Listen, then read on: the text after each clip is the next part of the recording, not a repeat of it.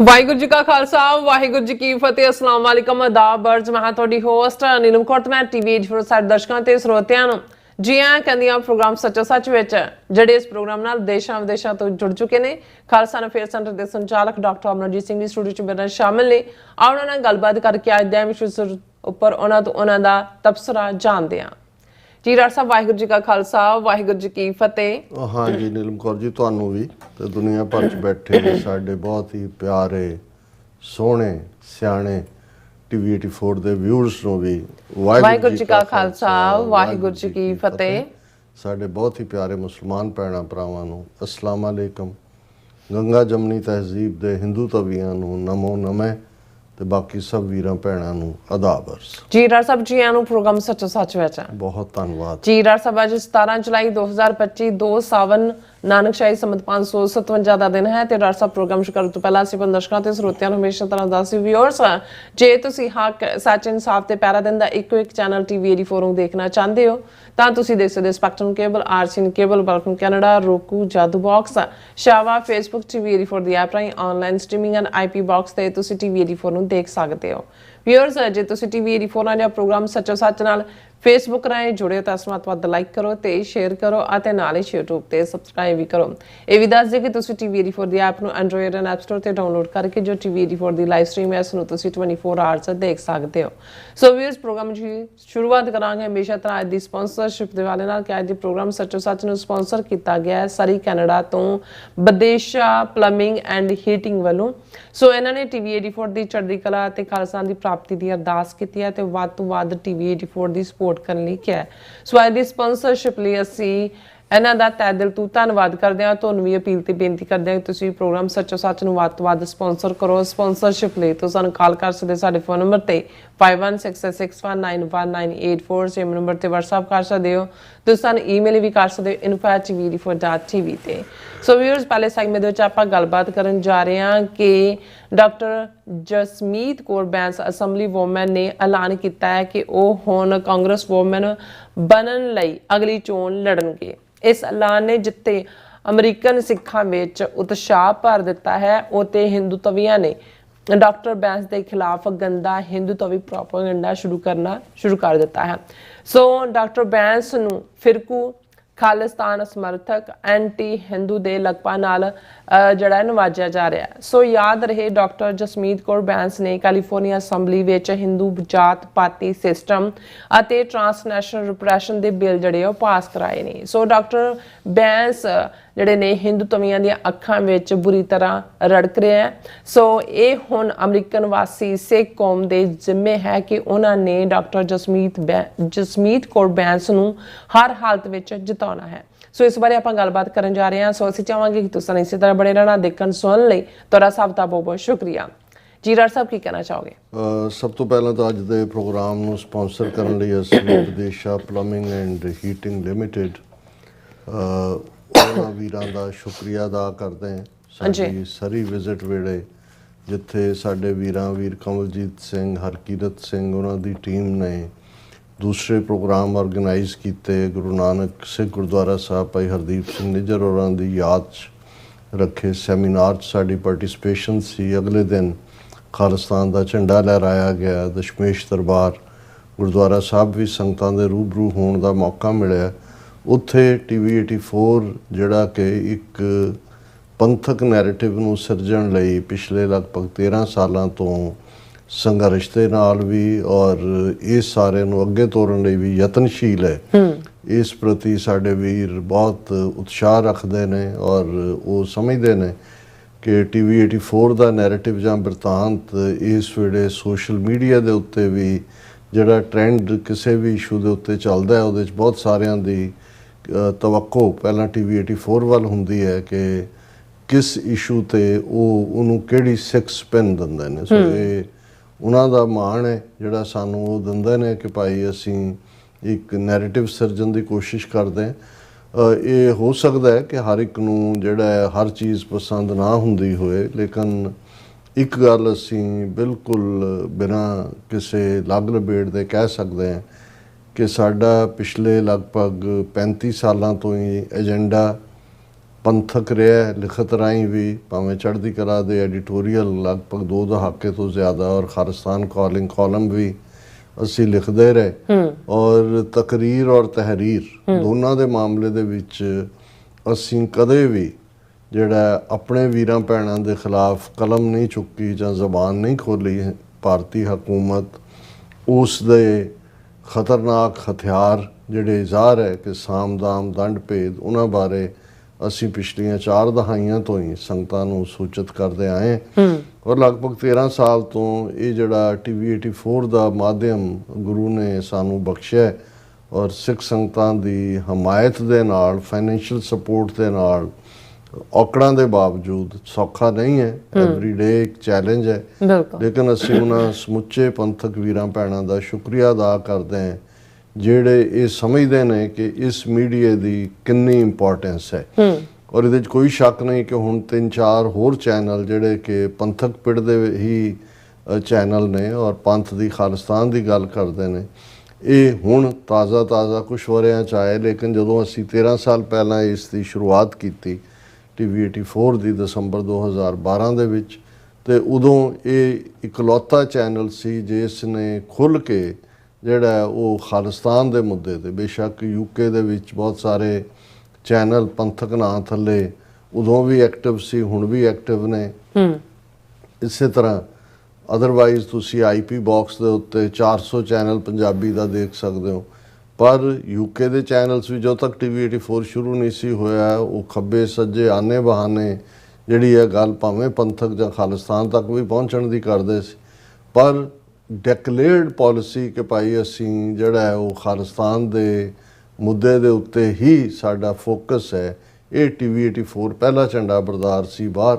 ਹੁਣ ਜਿਵੇਂ ਮੈਂ ਕਿਹਾ ਕਿ ਭਾਈ ਦੂਸਰੇ ਚੈਨਲ ਵੀ 3-4 ਹੋਰ ਚੈਨਲ ਇਸ ਦੀ ਖੁੱਲ੍ਹ ਕੇ ਐਡਵੋਕੇਸੀ ਕਰਦੇ ਨੇ ਔਰ ਸਾਨੂੰ ਇਸ ਗੱਲ ਦੀ ਖੁਸ਼ੀ ਹੈ ਕਿ ਇਸ ਫੀਲਡ ਦੇ ਵਿੱਚ ਜੇ ਕੱਲ੍ਹ ਨੂੰ 10 ਚੈਨਲ ਹੋਰ ਵੀ ਆ ਕੇ ਕੰਮ ਕਰਨ, ਉਹ ਵੀ ਥੋੜ੍ਹੇ ਨੇ। ਸੋ ਅਸੀਂ Badesha plumbing and heating limited ਉਹਨਾਂ ਦਾ ਸ਼ੁਕਰੀਆ ਅਦਾ ਕਰਦੇ।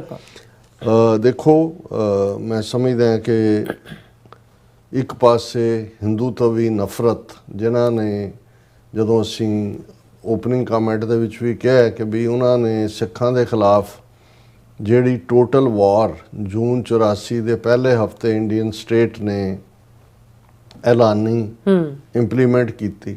ਹਾਲਾਂਕਿ ਜਦੋਂ ਇਹਨਾਂ ਦੇ ਕੋਲ ਪੋਲੀਟੀਕਲ ਪਾਵਰ ਆਈ ਸੀ 15 ਅਗਸਤ 1947 ਨੂੰ, ਉਸ ਤੋਂ ਬਾਅਦ ਹੀ ਗੁਰੂ ਗ੍ਰੰਥ ਔਰ ਗੁਰੂ ਪੰਥ ਇਹਨਾਂ ਦੀਆਂ ਗਨ ਸ਼ਾਟਸ ਦੇ ਥੱਲੇ ਸੀ। 10 ਅਕਤੂਬਰ 1947 ਨੂੰ ਸਿੱਖਾਂ ਨੂੰ ਜ਼ਰਾਇਮ ਪੇਸ਼ਾ ਕਬੀਲਾ ਐਲਾਨਣ ਵਾਲਾ ਸਰਕੂਲਰ ਜਾਰੀ ਕੀਤਾ ਗਿਆ ਸੀ ਔਰ 1950 ਦੇ ਵਿੱਚ ਅਸੀਂ ਦੇਖਦੇ ਹਾਂ ਕਿ ਸਾਰੇ ਕਲਟ, ਉਹ ਰਾਧਾ ਸਵਾਮੀ ਹੋਣ, ਨਿਰੰਕਾਰੀ ਹੋਣ, ਨਕਲੀ ਨਿਰੰਕਾਰੀ, ਔਰ ਉਸ ਤੋਂ ਬਾਅਦ ਲਗਾਤਾਰਤਾ ਨਾਲ 80s ਦੇ ਵਿੱਚ ਆਸ਼ੂਤੋਸ਼, ਫਿਰ 90s ਤੱਕ ਪਹੁੰਚਦੇ ਹਾਂ ਸੌਦਾ ਸਾਧ ਔਰ ਭਨਿਆਰਾ ਔਰ ਇਹ ਸਾਰੇ, ਕਿਉਂਕਿ ਇਹਨਾਂ ਰਾਹੀਂ ਗੁਰੂ ਗ੍ਰੰਥ ਸਾਹਿਬ ਦੇ ਉੱਤੇ ਜਿਹੜਾ ਅਟੈਕ ਦੇਹਧਾਰੀ ਗੁਰੂਡਮ ਨੂੰ ਜਸਟੀਫਾਈ ਕਰਨਾ ਔਰ ਜੂਨ 84 ਦੇ ਪਹਿਲੇ ਹਫਤੇ ਫਿਰ ਜਦੋਂ ਫੁੱਲ ਸਕੇਲ ਅਟੈਕ ਅਕਾਲ ਤਖਤ ਸਾਹਿਬ ਔਰ 37 ਇਤਿਹਾਸਕ ਗੁਰਦੁਆਰਿਆਂ ਤੇ ਔਰ ਪੰਜਾਬ ਦੇ 12,000 ਤੋਂ ਜ਼ਿਆਦਾ ਪਿੰਡਾਂ ਦੇ ਵਿੱਚ ਜਿਹੜਾ ਨਸਲਕੁਸ਼ੀ, ਜਿਸ ਨੂੰ ਆਪਰੇਸ਼ਨ ਵੁੱਡਰੋਜ਼ ਦਾ ਨਾਂ ਦਿੱਤਾ ਗਿਆ ਸੀ, ਜਿਸ ਦੇ ਥੱਲੇ ਹਜ਼ਾਰਾਂ ਸਿੱਖ ਨੌਜਵਾਨ ਜਿਹੜੇ ਨੇ ਮਾਰੇ ਗਏ ਔਰ ਫਿਰ ਅਸੀਂ 1992 ਤੋਂ 1995 ਤੱਕ ਦੇ ਪੀਰੀਅਡ 'ਚ ਦੇਖਦੇ ਹਾਂ ਕਿ 50,000 ਤੋਂ ਜ਼ਿਆਦਾ ਸਿੱਖ ਨੌਜਵਾਨਾਂ ਨੂੰ ਅਣਪਛਾਤੀਆਂ ਲਾਸ਼ਾਂ ਬਣਾਇਆ ਗਿਆ। ਇਹ ਕਹਾਣੀ ਬਾਰ-ਬਾਰ ਦੁਹਰਾਈ ਜਾਂਦੀ ਹੈ, ਲੇਕਿਨ ਡਾਇਸਪੋਰਾ ਦੇ ਵਿੱਚ ਸਾਡੀ ਆਵਾਜ਼ ਨੂੰ, ਜਿਹੜੀ ਜੂਨ 84 ਤੋਂ ਇੱਕਦਮ ਬਾਅਦ ਇੱਕ ਹਮਦਰਦੀ ਦੀ ਆਵਾਜ਼ ਸੀ ਔਰ ਅਮਰੀਕਾ ਦੇ ਕਾਂਗਰਸਮੈਨਾਂ ਜਾਂ ਸੈਨੇਟਰਾਂ ਦੇ ਵਿੱਚ ਖਾਸ ਤੌਰ ਤੇ ਜਿਵੇਂ ਨਾਰਥ ਕੈਰੋਲਾਈਨਾ ਦੇ ਸੈਨੇਟਰ ਜੈਸੀ ਹੈਲਮਸ ਇੱਕ ਵੋਕਲ ਆਵਾਜ਼ ਸਨ। ਪਰ ਜਦੋਂ 23 ਜੂਨ 1985 ਨੂੰ ਏਅਰ ਇੰਡੀਆ ਦਾ ਹਾਦਸਾ ਇੰਡੀਅਨ ਏਜੰਸੀਆਂ ਨੇ ਕਰਵਾਇਆ ਕਨਿਸ਼ਕਾ ਜਹਾਜ਼ ਦਾ ਔਰ ਸਾਡੀ ਖਾਲਿਸਤਾਨ ਦੀ ਮੂਵਮੈਂਟ ਨੂੰ ਜਿਹੜਾ ਇੰਟਰਨੈਸ਼ਨਲ ਦਹਿਸ਼ਤਗਰਦੀ ਦੇ ਖਾਤੇ 'ਚ ਪਾਇਆ, ਇੱਕਦਮ ਜਿਹੜੀ ਲੈਜਿਸਲੇਚਰ ਸਪੋਰਟ ਸੀ ਉਹ ਐਵੈਪੋਰੇਟ ਹੋਈ, ਕਿਉਂਕਿ ਨੈਰੇਟਿਵ ਜਿਹੜਾ ਇੰਡੀਅਨ ਏਜੰਸੀਆਂ ਦਾ ਸੀ ਉਹ ਵਿਕਿਆ। ਉਸ ਵੇਲੇ ਕੋਈ ਸੋਸ਼ਲ ਮੀਡੀਆ ਵੀ ਨਹੀਂ ਸੀ ਔਰ ਹੋਰ ਕੋਈ ਕਾਊਂਟਰ ਕਰਨ ਵਾਲੇ ਵੀ ਨਹੀਂ ਸੀ। ਹਾਲਾਂਕਿ ਕੁਛ ਵਰਿਆਂ ਬਾਅਦ ਸੌਫਟ ਟਾਰਗੇਟ ਕਿਤਾਬ ਜਿਹੜੀ ਸਾਹਮਣੇ ਆਉਂਦੀ ਹੈ ਟੋਰਾਂਟੋ ਸਟਾਰ ਔਰ ਗਲੋਬ ਐਂਡ ਮੇਲ ਦੇ ਦੋ ਰਿਪੋਰਟਰਸ ਵੱਲੋਂ, ਪਰ ਉਦੋਂ ਤੱਕ ਇੰਨਾ ਜ਼ਿਆਦਾ ਨੈਰੇਟਿਵ, ਔਰ ਕਿਉਂਕਿ ਕੈਨੇਡੀਅਨ ਏਜੰਸੀਆਂ ਦੇ ਵੀ ਉਹ ਫੇਲਿਅਰ ਸੀ, ਉਹਨਾਂ ਨੇ ਜਦੋਂ ਟਰਾਇਲ ਦੇ ਵਿੱਚ ਵੀ ਕੇਸ ਗਿਆ ਕੁਝ ਕੀ ਜਿਹੜੀਆਂ ਆਡੀਓ ਟੇਪ ਸੀ ਉਹ ਡਿਸਟਰੋਏ ਕਰ ਦਿੱਤੀਆਂ। ਬੇਸ਼ੱਕ ਕਨਵਿਕਸ਼ਨ ਨਹੀਂ ਹੋਈ ਜਿਨ੍ਹਾਂ ਨੂੰ ਇਹਨਾਂ ਨੇ ਫਰੰਟਮੈਨ ਕਿਹਾ ਸੀ, ਲੇਕਿਨ ਉਦੋਂ ਤੱਕ ਡਿਊਰਿੰਗ ਇਹ ਸਾਰੇ ਪੀਰੀਅਡ 'ਚ ਸਿੱਖਾਂ ਦੇ ਖਾਤੇ 'ਚ ਪੈ ਚੁੱਕਾ ਸੀ। ਔਰ ਅਸੀਂ ਇਹ ਮਹਿਸੂਸ ਕਰਦੇ ਸੀ ਬਾਹਰ ਜਦੋਂ ਕਿ ਜੇ ਸਾਡੀ ਹਮਾਇਤ ਵਿਦਿਨ ਦਾ ਸਿਸਟਮ ਜਿਹੜੇ ਲਾਅ ਮੇਕਰ ਨੇ, ਓਪੀਨੀਅਨ ਮੇਕਰ ਨੇ, ਡਿਸੀਜਨ ਮੇਕਰ ਨੇ, ਉਹਨਾਂ 'ਚ ਨਹੀਂ ਹੁੰਦੀ ਤੇ ਅਸੀਂ ਇੱਕ ਜਿਵੇਂ ਭਾਰਤੀ ਬਰਤਾਂਤ ਸਿਰਜਣ ਵਾਲਿਆਂ ਨੇ ਸਾਨੂੰ ਇੱਕ ਲਾਲਸ ਲੋਕ, ਦਹਿਸ਼ਤਗਰਦੀ, ਆਤੰਕਵਾਦ, ਅਲਗਾਵਵਾਦ, ਉਗਰਵਾਦ, ਇਹ ਸਾਰੇ ਦੇ ਨਾਲ ਹੀ ਜੋੜਿਆ ਹੋਇਆ ਸੀ। ਹਾਲਾਂਕਿ over A period of time ਯਤਨ ਅਮਰੀਕਨ ਕਾਂਗਰਸ ਦੇ ਵਿੱਚ ਵੀ ਹੋਏ ਔਰ ਇਸ ਦੇ ਲਈ credit sir Ganga Singh Dhillon at one time ਜਿਨ੍ਹਾਂ ਨੇ ਸ਼ੁਰੂਆਤ ਕੀਤੀ, ਫਿਰ ਡਾਕਟਰ ਗੁਰਮੀਤ ਸਿੰਘ ਔਲਖ ਜਿਨ੍ਹਾਂ ਨੇ ਕੌਂਸਲ ਆਫ ਖਾਲਿਸਤਾਨ ਦੇ ਨਾਲ ਜਿਹੜੀ ਹੈ ਲੌਬਿੰਗ ਸ਼ੁਰੂ ਕੀਤੀ ਵਿਦਨ ਕਾਂਗਰਸ, ਕਿਉਂਕਿ ਉਸ ਵੇਲੇ ਅਮਰੀਕਾ ਜਿਹੜਾ ਹੈ ਉਹ ਕੋਲਡ ਵਾਰ ਸੀ ਸੋਵੀਅਤ ਯੂਨੀਅਨ ਦੇ ਖਿਲਾਫ, ਇੰਡੀਆ ਸੋਵੀਅਤ ਯੂਨੀਅਨ ਦੇ ਆਰਬਿਟ ਦੇ ਵਿੱਚ ਘੁੰਮਦਾ ਸੀ, ਇਸ ਲਈ ਅਮਰੀਕਨਾਂ ਨੂੰ ਕੋਈ ਬਹੁਤੀ ਦਿੱਕਤ ਵੀ ਨਹੀਂ ਸੀ। ਔਰ ਜਦੋਂ ਉਹਨਾਂ ਨੂੰ ਸਮਝ ਆਈ ਕਿ ਭਾਈ ਇੰਡੀਆ ਜਿਹੜਾ ਕਿ ਰਸ਼ੀਆ ਦੀ ਹੀ ਪ੍ਰੋਕਸੀ ਆਊਟਫਿਟ ਹੈ ਉਹ ਇਹ ਕਰ ਰਿਹਾ, ਔਰ ਇਹੀ ਕਾਰਨ ਸੀ ਕਿ ਕਾਂਗਰਸਮੈਨ ਡੈਨ ਬਰਟਨ ਇੰਡੀਆਨਾ ਤੋਂ ਔਰ ਵਾਲੀ ਹਰਗਰ ਯੂਬਾ ਸਿਟੀ ਔਰ ਦੂਸਰੇ ਬਹੁਤ ਸਾਰੇ ਜਿਹੜੇ ਇਸ ਕਿਸਮ ਦੇ ਲੈਟਰ ਜਿਹੜੇ ਬਾਅਦ ਦੇ ਵਿੱਚ ਡਾਕਟਰ ਔਲਖ ਨੇ ਦੋ ਕਿਤਾਬਾਂ ਦੇ ਰੂਪ 'ਚ ਕਾਂਗਰੈਸ਼ਨਲ ਰੈਕਡ ਦੇ ਵਿੱਚ ਜੋ ਉਹਨਾਂ ਦੇ ਬਿਆਨ ਸੀ ਉਸ ਨੂੰ ਪਬਲਿਸ਼ ਵੀ ਕੀਤਾ। ਇਹ ਸਾਹਮਣੇ ਆਏ ਔਰ ਵਕਤਨ ਬਾ ਵਕਤਨ ਕਾਂਗਰਸਮੈਨਾਂ ਵੱਲੋਂ ਜਦੋਂ ਵੀ ਕੋਈ ਜਿਹੜੀ ਹੈ ਉਹ ਉੱਥੇ ਕਾਰਵਾਈ ਹੁੰਦੀ ਸੀ ਉਸ ਦੇ ਉੱਤੇ ਕਾਂਗਰੈਸ਼ਨਲ ਰੈਕਡ ਦੇ ਵਿੱਚ ਵੀ ਔਰ ਇੰਡੀਆ ਦੀ ਡਿਵੈਲਪਮੈਂਟਲ ਏਡ ਬੰਦ ਕਰਾਉਣ ਦੇ ਲਈ ਵੀ, ਹਾਲਾਂ ਬੰਦ ਹੋਈ ਨਹੀਂ ਕਦੇ ਵੀ, ਲੇਕਿਨ ਸਾਈਜ਼ੇਬਲ ਨੰਬਰ ਕਾਂਗਰਸਮੈਨ ਜਿਹੜੇ ਨੇ ਉਹ ਇਸ ਦੇ ਉੱਤੇ ਚਿੱਠੀਆਂ ਦੇ ਉੱਤੇ ਦਸਤਖਤ ਕਰਦੇ ਸੀ ਔਰ ਇਹ ਗੱਲ ਜਾਰੀ ਰਹੀ। ਹਾਲਾਂ ਜੇ ਅਸੀਂ ਅਮਰੀਕਾ ਦੇ ਵਿੱਚ ਅਦਰਵਾਈਜ਼ ਦੇਖੀਏ ਕਿ ਪੋਲੀਟੀਕਲ ਜਰਨੀ ਭਾਵੇਂ 125 ਸਾਲ ਸਿੱਖਾਂ ਨੂੰ ਅਮਰੀਕਾ 'ਚ ਆਇਆ ਹੋ ਗਿਆ, 19th ਸੈਂਚੁਰੀ ਐਂਡ 'ਚ ਅਸੀਂ ਆਏ, ਲੇਕਿਨ ਬ੍ਰਿਟਿਸ਼ ਕਲੋਨੀਅਲ ਨਿਜ਼ਮ ਦੇ ਥੱਲੇ ਇੱਥੇ ਤਾਂ ਕੋਈ ਹੱਕ ਵੀ ਨਹੀਂ ਸੀ, ਗੁਲਾਮਾਂ ਵਾਲਾ ਹਾਲ ਸੀ। ਈਵਨ ਸਿਟੀਜ਼ਨਸ਼ਿਪ ਰਾਈਟ ਵੀ 1930s ਦੇ ਵਿੱਚ ਡਾਕਟਰ ਭਗਤ ਸਿੰਘ ਥਿੰਦ ਜਿਨ੍ਹਾਂ ਨੇ ਪਹਿਲੀ ਵਰਲਡ ਵਾਰ ਦੇ ਵਿੱਚ ਵੀ ਜੰਗ ਲੜਿਆ ਸੀ ਔਰ ਪਰਪਲ ਹਾਰਟ ਜਿੱਤਿਆ ਸੀ, ਉਹਨਾਂ ਨੂੰ ਵੀ ਬੜੀ ਮੁਸ਼ਕਲ ਨਾਲ ਸਿਟੀਜ਼ਨਸ਼ਿਪ ਮਿਲੀ। ਸੋ ਜਿਹੜਾ ਪੋਲੀਟੀਕਲ ਜਰਨੀ ਹੈ ਇੱਥੇ ਤਾਂ, ਔਰ ਤੁਹਾਡੇ ਕੋਲ ਕੋਈ ਲੈਂਡ ਰਾਈਟ ਵੀ ਨਹੀਂ ਸੀ, ਤੁਹਾਡੇ ਤਾਂ ਨਾ ਜ਼ਮੀਨ ਵੀ ਨਹੀਂ ਸੀ ਹੋ ਸਕਦੀ। ਜੇ ਈਵਨ ਕੋਈ ਗੋਰੀ ਜਿਹੜੀ ਅਮਰੀਕਨ ਸਿਟੀਜ਼ਨ ਹੈ ਉਹ ਕਿਸੇ ਨਾਲ ਵਿਆਹ ਕਰਦੀ ਤਾਂ ਉਹਦੀ ਸਿਟੀਜ਼ਨਸ਼ਿਪ ਖਤਮ ਹੋ ਜਾਂਦੀ ਸੀ, ਉਹਨਾਂ ਨੇ ਦੂਜਿਆਂ ਨੂੰ ਤਾਂ ਕੀ ਦੇਣੀ ਸੀ। ਪਰ 1947 ਤੋਂ ਬਾਅਦ 1950s ਤੱਕ ਪਹੁੰਚਦੇ ਆ ਜਦੋਂ ਜਿਹੜਾ ਉਹ ਅੰਗਰੇਜ਼ ਉੱਥੋਂ ਨਿਕਲਦੇ ਨੇ ਔਰ ਇੱਥੇ ਵੀ ਜਿਹੜੀ ਹੈ ਇਮੀਗ੍ਰੇਸ਼ਨ ਰਿਫਾਰਮ ਦੇ ਥੱਲੇ ਰਾਈਟਸ ਮਿਲਦੇ ਨੇ। ਸੋ ਪਹਿਲਾ ਕਾਂਗਰਸਮੈਨ ਜਿਹੜਾ ਅਮਰੀਕਨ ਕਾਂਗਰਸ ਦਲੀਪ ਸਿੰਘ ਸੌਂਦ, ਛੱਜਲਵੰਡੀ ਡਿਸਟ੍ਰਿਕਟ ਅੰਮ੍ਰਿਤਸਰ ਦਾ ਪਿੰਡ ਹੈ। ਹਰਜਿੰਦਰ ਸਿੰਘ ਜਿੰਦੇ ਹੋਰਾਂ ਦੇ ਨਾਲ ਵੀ ਉਸ ਦਾ ਸੰਬੰਧ ਜੁੜਦਾ ਹੈ। ਉਹਨਾਂ ਬੇਸ਼ੱਕ ਉਹਨਾਂ ਦਾ ਪਿੰਡ ਗਦਲੀ ਹੈ, ਲੇਕਿਨ ਛੱਜਲਵੰਡੀ ਜਿਹੜਾ ਹੈ ਇਹ ਇੱਕ ਆਪਣੇ ਤੌਰ ਦੇ ਉੱਤੇ ਅਹਿਮੀਅਤ ਵਾਲਾ ਪਿੰਡ ਹੈ, ਉਹਦੇ ਨਾਲ ਉਹਨਾਂ ਦਾ ਸੰਬੰਧ ਸੀ। ਦਲੀਪ ਸਿੰਘ ਸੌਂਦ ਦਾ ਇੱਥੇ ਬਰਕਲੇ ਯੂਨੀਵਰਸਿਟੀ 'ਚੋਂ ਪੜ੍ਹਨ ਆਏ, ਉਹਨਾਂ ਨੇ PhD ਕੀਤੀ ਔਰ ਬਾਅਦ ਦੇ ਵਿੱਚ ਜਿਹੜਾ ਹੈ ਉਹ 47 ਤੋਂ ਬਾਅਦ ਉਹ ਜੱਜ ਦੇ ਲਈ ਵੀ ਰਨ ਕੀਤਾ। ਉਹਨਾਂ ਨੇ LA ਏਰੀਆ ਦੇ ਵਿੱਚ ਸੈਟਲ ਹੋਏ ਔਰ ਉਹ ਪਹਿਲੇ ਕਾਂਗਰਸਮੈਨ 1950s ਦੇ ਵਿੱਚ ਬਣਦੇ ਨੇ। ਹਾਲਾਂ ਉਹ ਸਿੱਖੀ ਸਰੂਪ 'ਚ ਨਹੀਂ ਸਨ, ਲੇਕਿਨ ਕਿਉਂਕਿ ਇੱਕ ਡੈਮੋਕ੍ਰੈਟ ਹੋਣ ਦੇ ਨਾਤੇ ਔਰ ਉਹਨਾਂ ਨੇ ਖੁਦ ਡਿਸਕ੍ਰਿਮੀਨੇਸ਼ਨ ਇੱਥੇ ਫੇਸ ਕੀਤੀ ਹੋਈ ਸੀ, ਬੜੇ ਲਰਨਡ, ਵੋਕਲ, ਅੱਛੇ ਰਾਈਟਰ ਵੀ ਔਰ ਈਵਨ ਸਟਾਕਟਨ ਗੁਰਦੁਆਰਾ ਸਾਹਿਬ ਦੇ ਨਾਲ ਵੀ ਉਹਦੇ ਸੈਕਟਰੀ ਵੀ ਰਹੇ ਔਰ ਦੂਸਰਾ ਵੀ, ਔਰ ਉਹ ਇੱਕ ਬੜੀ ਮੁਖਰ ਆਵਾਜ਼ ਸੀ US ਕਾਂਗਰਸ ਦੇ ਵਿੱਚ। ਤੀਸਰੀ, ਕਿਉਂਕਿ ਕਾਂਗਰਸਮੈਨ ਦੀ ਟਰਮ 2 ਸਾਲ ਹੁੰਦੀ ਹੈ, ਸੋ 2 ਟਰਮਸ ਉਹਨਾਂ ਨੇ ਬਹੁਤ ਚੰਗੇ ਢੰਗ ਨਾਲ ਨਿਭਾਈਆਂ। ਤੀਸਰੀ ਟਰਮ ਦੇ ਵੇਲੇ ਜਿਹੜਾ ਉਹਨਾਂ ਨੂੰ ਜਿਹੜਾ ਅਧਰੰਗ ਦਾ ਸ਼ਿਕਾਰ ਹੋਇਆ ਔਰ ਉਹਨਾਂ ਦੀ ਡੈਥ ਹੋਈ। ਸੋ 1950s ਦੇ ਉਸ ਯੂਨੀਕ ਦਲੀਪ ਸਿੰਘ ਸੌਂਦ ਦੀ ਪ੍ਰੈਜ਼ੈਂਸ ਤੋਂ ਬਾਅਦ ਜੇ ਹੁਣ ਇਹ ਕਹਿਣਾ ਹੋਏ ਕਿ ਲਗਭਗ ਕੁਆਟਰ ਆਫ ਏ ਸੈਂਚੁਰੀ ਬੀਤ ਗਈ ਹੈ। ਕੋਈ ਵੀ ਸਿੱਖ, ਹਾਲਾਂ ਹੁਣ ਬਹੁਤ ਸਾਰੇ ਅਮਰੀਕਾ ਦੇ ਵਿੱਚ ਸ਼ਹਿਰਾਂ ਦੇ ਮੇਅਰ ਨੇ, ਕੌਂਸਲਮੈਨ ਨੇ, ਉਸ ਦੇ ਉੱਤੇ ਇਹ ਨਹੀਂ ਹੈ ਵੀ ਕਾਂਗਰਸ ਦੇ ਲਈ ਪ੍ਰਾਇਮਰੀ ਲਈ ਰਨ ਵੀ ਕੀਤਾ, ਜਿਵੇਂ ਰਵੀ ਭੱਲਾ ਨੇ ਕੀਤਾ, ਹੋਰ ਵੀ ਇੱਕ ਦੋ ਥਾਵਾਂ ਤੋਂ ਇਸ ਕਿਸਮ ਦਾ ਰਿਹਾ, ਲੇਕਿਨ ਕੋਈ ਕਾਂਗਰਸ ਸਿੱਖ ਪਹੁੰਚਿਆ ਨਹੀਂ ਹੈ।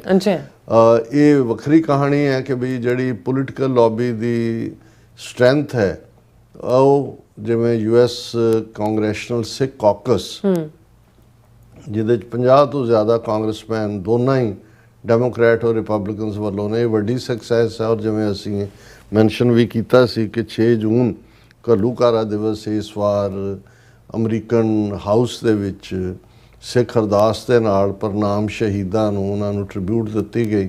ਔਰ ਉਸੇ ਹੀ ਬਿਲਡਿੰਗ ਦੇ ਵਿੱਚ ਜਿਹੜਾ ਸਮਾਗਮ ਲਗਭਗ 2 ਘੰਟੇ ਚੱਲਿਆ, 1.5 ਦਰਜਨ ਤੋਂ ਜ਼ਿਆਦਾ ਕਾਂਗਰਸਮੈਨ, ਜਿਨ੍ਹਾਂ ਦੇ ਵਿੱਚ ਰਿਪਬਲਿਕਨ ਔਰ ਡੈਮੋਕ੍ਰੈਟ ਪਾਰਟੀ ਦੇ ਵਿਪ ਵੀ ਸ਼ਾਮਲ ਸਨ, ਉਹਨਾਂ ਨੇ ਸਿੱਖਾਂ ਦੇ ਨਾਲ ਸੋਲੀਡੈਰਿਟੀ ਦਾ ਇਜ਼ਹਾਰ ਕੀਤਾ। ਸੋ ਸਪੋਰਟ ਬੇਸ ਬਣ ਗਿਆ, ਲੇਕਿਨ ਇਹ ਹਮੇਸ਼ਾ ਇੱਕ ਤਾਂਘ ਜਾਂ ਇੱਕ ਡਿਜ਼ਾਇਰ ਵੀ ਸੀ ਜਾਂ ਹੈ ਸਿੱਖਾਂ ਦੀ ਕਿ ਸਾਡੀ ਆਪਣੀ ਆਵਾਜ਼ ਜਿਹੜੀ ਹੈ, ਕੋਈ ਸਿੰਘ ਸਿੰਘਣੀ US ਕਾਂਗਰਸ ਦੇ ਵਿੱਚ ਹੋਏ।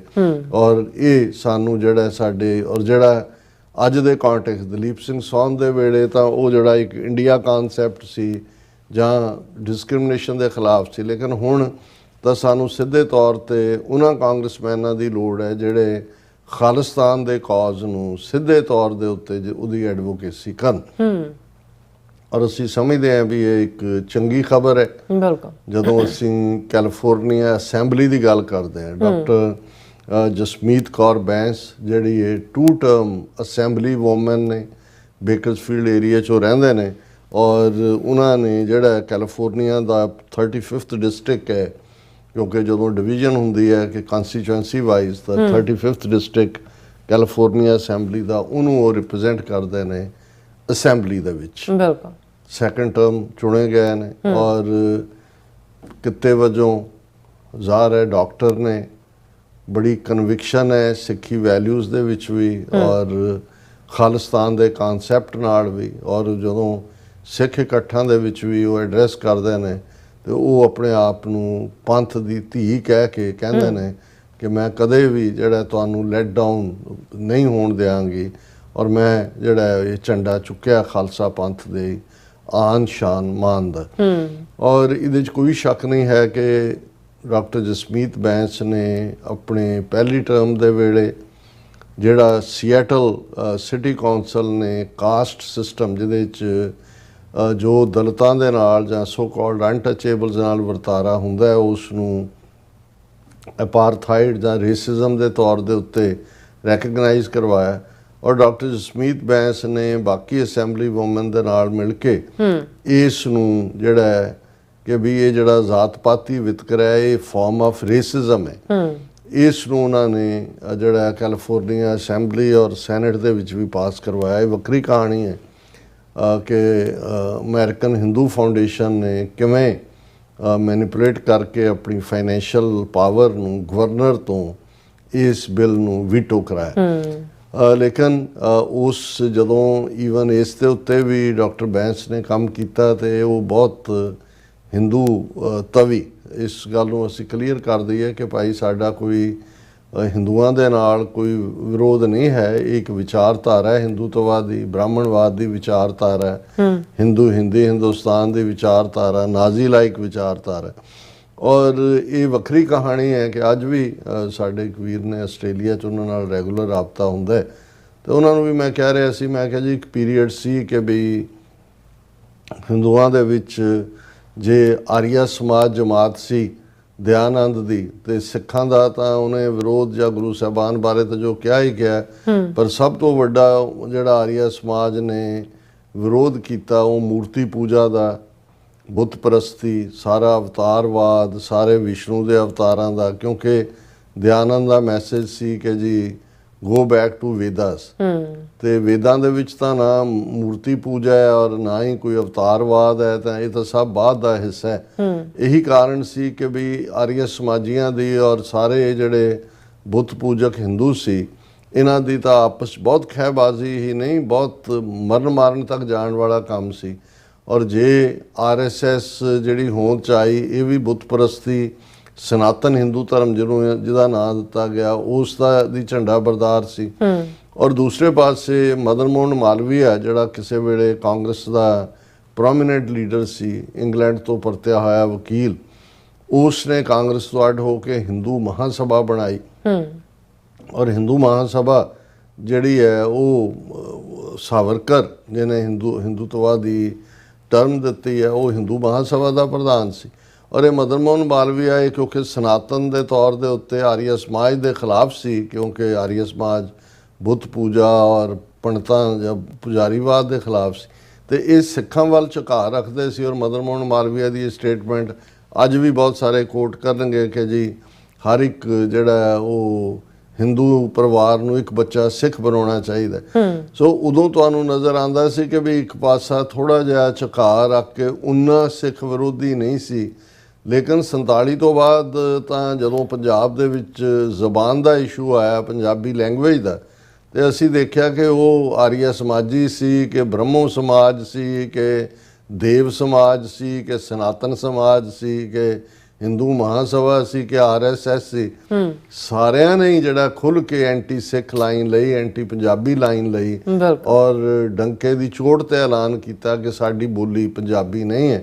ਔਰ ਹਿੰਦੀ ਲਿਖਾਈ 1951 ਤੋਂ ਹੀ, ਤੁਸੀਂ 47 ਤੋਂ 4 ਸਾਲ ਬਾਅਦ ਹੀ ਦੇਖ ਸਕਦੇ ਹੋ। ਫਿਰ 1961 ਦੇ ਵਿੱਚ ਵੀ 10 ਸਾਲ ਬਾਅਦ ਮਰਦਮਸ਼ੁਮਾਰੀ ਹੁੰਦੀ ਹੈ, ਉਹ ਟ੍ਰੈਂਡ ਜਾਰੀ ਰਿਹਾ। ਨਤੀਜੇ ਦੇ ਤੌਰ ਤੇ ਜਦੋਂ 1966 'ਚ ਪੰਜਾਬ ਦੀ ਵੰਡ ਕੀਤੀ ਗਈ ਤੇ ਉਸ ਦੇ ਲਈ 1961 ਦੀ ਮਰਦਮਸ਼ੁਮਾਰੀ ਨੂੰ ਆਧਾਰ ਬਣਾਇਆ ਗਿਆ। ਔਰ ਉਹ ਮਰਦਮਸ਼ੁਮਾਰੀ ਬਿਲਕੁਲ ਫਿਰਕੂ ਲਾਈਨ ਤੇ ਹੋਈ ਸੀ। ਇਹੀ ਕਾਰਨ ਹੈ ਕਿ ਉਹਨਾਂ ਨੇ ਪੰਜਾਬੀ ਬੋਲਦੇ ਇਲਾਕੇ ਸਾਰੇ ਕੱਟ ਕਟਾ ਕੇ ਜਿਹੜਾ ਅੱਜ ਦਾ ਪੰਜਾਬ ਹੈ 50,300 ਸਕੁਅਰ ਕਿਲੋਮੀਟਰ, ਜਿਹੜਾ ਜ਼ਾਹਰ ਹੈ ਸਿੱਖ ਮੈਜੋਰਿਟੀ ਸੀ, ਹੁਣ ਤਾਂ ਉਹਦੀ ਵੀ ਡੈਮੋਗ੍ਰਾਫੀ ਬਦਲੀ ਜਾ ਰਹੀ ਹੈ, ਉਹ ਸਿੱਖਾਂ ਨੂੰ ਫੜਾ ਦਿੱਤਾ ਕਿ ਆਹ ਲਓ ਜੀ ਲੂਲਾ ਲੰਗੜਾ ਪੰਜਾਬੀ ਸੂਬਾ, ਇਹਨੂੰ ਤੁਸੀਂ ਚਲਾ ਲਓ। ਸੋ ਮਤਲਬ ਇਹ ਹੈ ਕਿ ਵੀ 47 ਤੋਂ ਬਾਅਦ ਉਹ ਜਿਹੜੀ ਇਹਨਾਂ ਦਾ ਪਹਿਲਾ ਟਕਰਾਅ ਸੀ ਉਹ ਸਿੱਖਾਂ ਦੇ ਮਾਮਲੇ 'ਚ ਤਾਂ ਕਿਤੇ ਨਜ਼ਰ ਨਹੀਂ ਆਇਆ। ਸੋ ਹੁਣ ਵੀ ਜਦੋਂ ਅਸੀਂ ਬੇਸ਼ੱਕ ਇਹ ਸਿੰਬੋਲਿਕਲੀ ਕਹਿਣ ਦੀ ਕੋਸ਼ਿਸ਼ ਕਰਦੇ ਹਾਂ ਕਿ ਜੀ ਸਾਡਾ ਕੋਈ ਹਿੰਦੂਆਂ ਨਾਲ ਵਿਰੋਧ ਨਹੀਂ, ਪਰ ਜਦੋਂ ਤੁਸੀਂ ਕਿਤੇ ਵੀ ਸਿੱਖ ਇਸ਼ੂ ਦੇਖੋਗੇ ਤੇ ਇਹ ਸਾਰੇ ਇੱਕੋ ਹੀ ਪਲੇਟਫਾਰਮ ਤੇ ਨਜ਼ਰ ਆਉਂਦੇ ਨੇ। ਉਹ ਹਿੰਦੂਤਵਾ ਦੀ ਆਈਡੀਓਲੋਜੀ ਗੋਲਵਲਕਰ ਵਾਲੇ ਨੇ ਕਿ ਹਿੰਦੂ ਮਹਾਸਭਾ ਵਾਲੇ ਨੇ ਕਿ ਦੇਵ ਸਮਾਜ ਵਾਲੇ ਨੇ ਕਿ ਕੋਈ ਹੋਰ ਸਮਾਜ ਹੈ ਜਾਂ ਈਵਨ ਨਾਸਤਕ ਵੀ ਨੇ, ਕਾਮਰੇਡ ਵੀ ਨੇ ਹਿੰਦੂ, ਉਹ ਜਿਹੜੇ ਨੇ ਜਾ ਕੇ ਉਸੇ ਹੀ ਵਿਚਾਰਧਾਰਾ ਦੇ ਨਾਲ ਜੁੜਦੇ ਨੇ। ਸੋ ਜ਼ਾਹਰ ਹੈ ਵੀ ਹੁਣ ਜ਼ਾਤ ਪਾਤੀ ਸਿਸਟਮ ਦੇ ਉੱਤੇ ਜਦੋਂ ਬੀਬੀ ਬੈਂਸ ਨੇ ਲਿਆਂਦਾ ਤੇ ਉਹ ਤਾਂ ਹਿੰਦੂਆਂ ਦੀ ਰੀੜ ਦੀ ਹੱਡੀ ਹੈ, ਕਿਉਂਕਿ ਬ੍ਰਾਹਮਣ ਕੇ ਛਤਰੀ ਵੈश्य ਸ਼ੂਦ ਜੇ ਜ਼ਾਤ ਪਾਤ ਟੁੱਟ ਜਾਏ ਤਾਂ ਧਰਮ ਹੀ ਕਿਹੜਾ ਰਹਿ ਜਾਂਦਾ। ਸੋ ਉਹਨਾਂ ਨੇ ਉਸ ਦਿਨ ਤੋਂ ਹੀ ਜਿਹੜਾ ਉਹ ਖੁੱਲ੍ਹ ਕੇ ਪ੍ਰੋਪੇਗੈਂਡਾ ਪ੍ਰਚਾਰ ਕੀਤਾ। ਔਰ ਜਦੋਂ ਫਿਰ ਭਾਈ ਹਰਦੀਪ ਸਿੰਘ ਨਿੱਜਰ ਦੀ ਸ਼ਹਾਦਤ ਹੁੰਦੀ ਹੈ, ਉਸ ਤੋਂ ਪਹਿਲਾਂ ਕਿਸਾਨ ਮੂਵਮੈਂਟ ਜਿਹੜੀ ਹੈ ਚੱਲਦੀ ਹੈ 3 ਖੇਤੀ ਕਾਨੂੰਨਾਂ ਦੇ ਖਿਲਾਫ, ਤੇ ਡਾਕਟਰ ਬੈਂਸ ਜਿਹੜੀ ਖੁੱਲ੍ਹ ਕੇ ਸੋਸ਼ਲ ਮੀਡੀਆ ਦੇ ਉੱਤੇ ਆਪਣੇ ਵਿਚਾਰ ਐਕਸਪ੍ਰੈਸ ਕਰਦੀ ਸੀ, ਉਸ ਦੇ ਖਿਲਾਫ ਇਹਨਾਂ ਦਾ ਪ੍ਰੋਪੇਗੈਂਡਾ ਜਿਹੜਾ ਹੈ, ਜਿਵੇਂ ਕੈਨੇਡਾ ਦੇ ਵਿੱਚ ਸਰ ਜਗਮੀਤ ਸਿੰਘ ਇਹਨਾਂ ਦੀਆਂ ਅੱਖਾਂ 'ਚ ਰੜਕਦਾ ਸੀ, ਕਿਉਂਕਿ 5 ਕਕਾਰੀ ਅੰਮ੍ਰਿਤਧਾਰੀ ਸਿੰਘ ਕੈਨੇਡੀਅਨ ਚਾਰਟਰ ਆਫ ਰਾਈਟਸ ਦੇ ਥੱਲੇ ਰਾਈਟ ਆਫ ਸੈਲਫ ਡਿਟਰਮੀਨੇਸ਼ਨ ਦੀ ਗੱਲ ਕਰਨ ਵਾਲਾ, ਔਰ ਕਿਵੇਂ ਅਖੀਰ ਤੱਕ ਉਹਨੂੰ ਹੈਰਾਨ ਤੱਕ ਜਾਣਾ। ਔਰ ਈਵਨ ਇਹ ਸਾਹਮਣੇ ਆਇਆ ਕੈਨੇਡੀਅਨ ਏਜੰਸੀਆਂ ਰਾਹੀਂ ਕਿ ਟਰਾਂਸਨੈਸ਼ਨਲ ਰਿਪਰੈਸ਼ਨ ਦੇ ਥੱਲੇ ਉਹਨੂੰ ਮਾਰਨ ਦੀ ਲਾਈਨ ਵੀ ਸੀ ਜਿਹੜੀ ਕਿ ਸਾਹਮਣੇ ਆਈ। ਸੋ ਇਸੇ ਤਰ੍ਹਾਂ ਡਾਕਟਰ ਜਸਮੀਤ ਬੈਂਸ ਜਿਹੜੇ ਨੇ, ਉਹਨਾਂ ਨੂੰ ਵੀ ਜਦੋਂ ਉਹਨਾਂ ਨੇ ਟਰਾਂਸਨੈਸ਼ਨਲ ਰਿਪਰੈਸ਼ਨ ਦੇ ਉੱਤੇ ਆਪਣੀ ਲਾਈਨ ਖੁੱਲ੍ਹ ਕੇ ਲਈ, ਲੈਜਿਸਲੇਸ਼ਨ ਵੀ ਲਿਆਂਦੇ, ਔਰ ਉਹਨਾਂ ਨੂੰ ਵੀ ਧਮਕੀਆਂ, ਉਹਨਾਂ ਦੇ ਕਲੀਨਿਕ 'ਚ ਆ ਕੇ ਜਿਹੜਾ ਉਹਨਾਂ ਦੇ ਨੂੰ ਧਮਕੀਆਂ ਦਿੱਤੀਆਂ ਗਈਆਂ। ਔਰ ਇਸ ਵੇਲੇ ਵੀ ਉਹ ਅੰਡਰ ਪ੍ਰੋਟੈਕਸ਼ਨ ਨੇ, ਬਾਹਰ ਕਿਤੇ ਵੀ ਟਰੈਵਲ ਕਰਨਾ ਜਾਂ ਦੂਜਾ ਤਾਂ ਉਹਨਾਂ ਨੂੰ ਜਿਹੜਾ ਉਹ ਦੱਸ ਕੇ ਜਾਣਾ ਪੈਂਦਾ।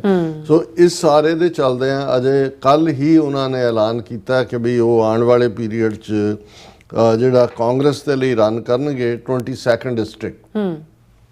22 ਡਿਸਟ੍ਰਿਕਟ ਦੇ ਵਿੱਚ ਉਹਨਾਂ ਦਾ ਆਪਣਾ ਏਰੀਆ ਵੀ ਆ ਜਾਂਦਾ ਜਿਹੜਾ ਬੇਕਰਸਫੀਲਡ ਦਾ, ਔਰ ਇਹਦੇ 'ਚ ਇਹ ਉਹੀ ਡਿਸਟ੍ਰਿਕਟ ਹੈ ਜਿੱਥੋਂ ਜਿਹੜਾ ਉਹ ਆਲਰੇਡੀ ਜਿਹੜਾ ਰਿਪਬਲਿਕਨ ਹੈ ਕਾਂਗਰਸਮੈਨ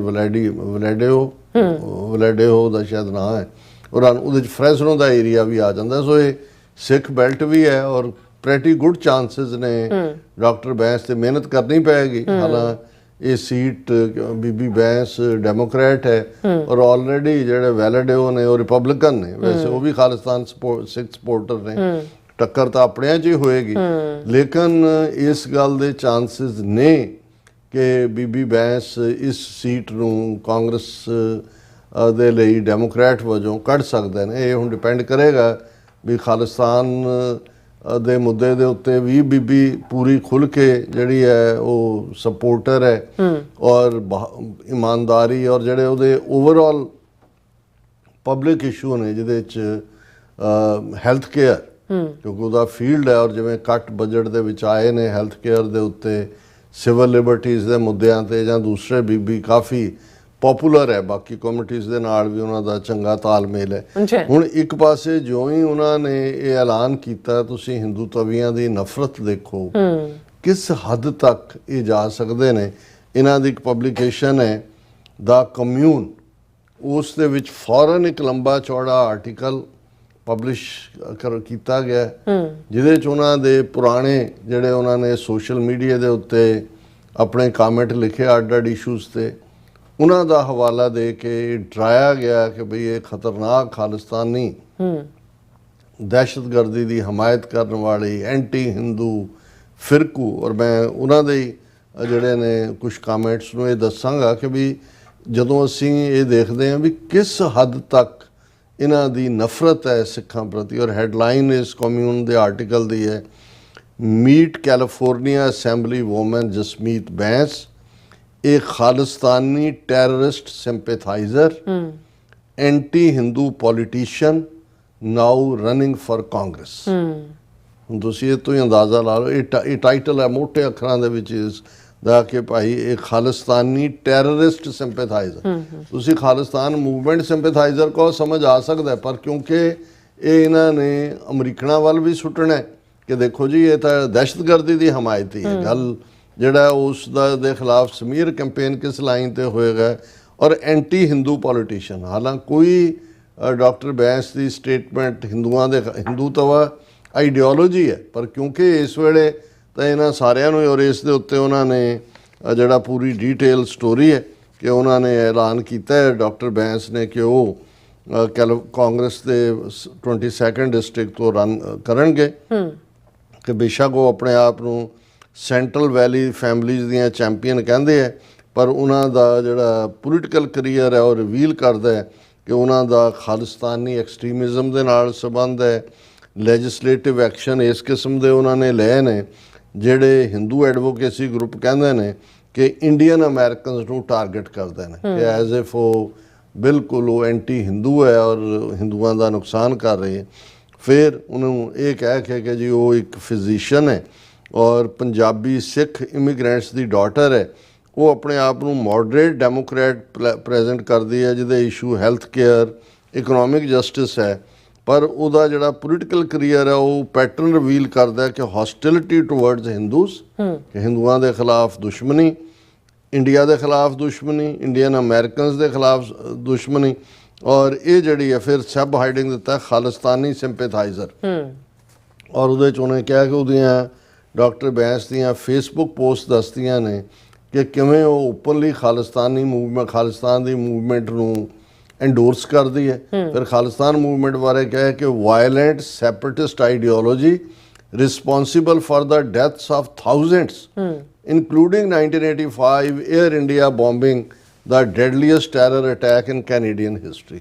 ਕਿ ਜੀ ਇਹ ਸਪੋਰਟਰ ਹੈ ਉਹਦੀ ਔਰ ਉਹ ਖਾਲਿਸਤਾਨ ਦੀ ਮੂਵਮੈਂਟ ਜਿਹਨੇ ਹਜ਼ਾਰਾਂ ਜਾਨਾਂ ਲਈਆਂ। ਹੁਣ ਇੱਕ ਪਾਸੇ ਤਾਂ ਸਟੇਟ ਟੈਰਰ, ਸਟੇਟ ਜੈਨੋਸਾਈਡ ਜਿਹਦੇ ਥੱਲੇ 1.5 ਲੱਖ ਸਿੱਖ ਮਾਰਿਆ, ਪਰ ਇਹ ਵੀ ਜਿਹੜਾ ਉਹਨੂੰ ਖਾਲਿਸਤਾਨੀਆਂ ਦੇ ਖਾਤੇ 'ਚ ਪਾਉਣ ਦੀ ਲਾਈਨ ਹੈ। ਔਰ ਫਿਰ ਉਹਨਾਂ ਨੇ ਜਿਹੜਾ ਜਸਮੀਤ ਬੈਂਸ ਨੂੰ ਕੋਟ ਕੀਤਾ, ਉਹਨਾਂ ਦਾ ਜਿਹੜਾ ਟਵੀਟ ਹੈ ਜਿਹਦੇ 'ਚ ਉਹਨਾਂ ਨੇ ਕਿਹਾ ਸੀ ਕਿ just wanted to restate that Khalistan is totally the way to gain respect for our religion in the eyes of the world. So many people are dying around the world for a chance to have their own country, and here our own people are going against it. Something is totally wrong with this picture. ਉਹਨੇ ਬੈਂਸ ਨੇ ਕਿਹਾ ਜੀ ਇਹ ਖਾਲਿਸਤਾਨ ਦੇ ਨਾਲ ਸਾਡੇ ਧਰਮ ਦਾ respect ਹੋ, ਦੁਨੀਆ 'ਚ ਲੋਕ ਆਪਣੇ ਮੁਲਕਾਂ ਦੇ ਲਈ ਜਿਹੜੇ ਨੇ ਉਹ ਕਰ ਰਹੇ ਨੇ ਜਦੋਜਹਿਦ, ਅਸੀਂ ਵੀ ਕਰ ਰਹੇ ਹਾਂ। ਐਨੀ ਮੂਵਮੈਂਟ ਅਗੇਂਸਟ ਪਿੰਡਾਂ ਵਾਲੇ is a movement against our religion.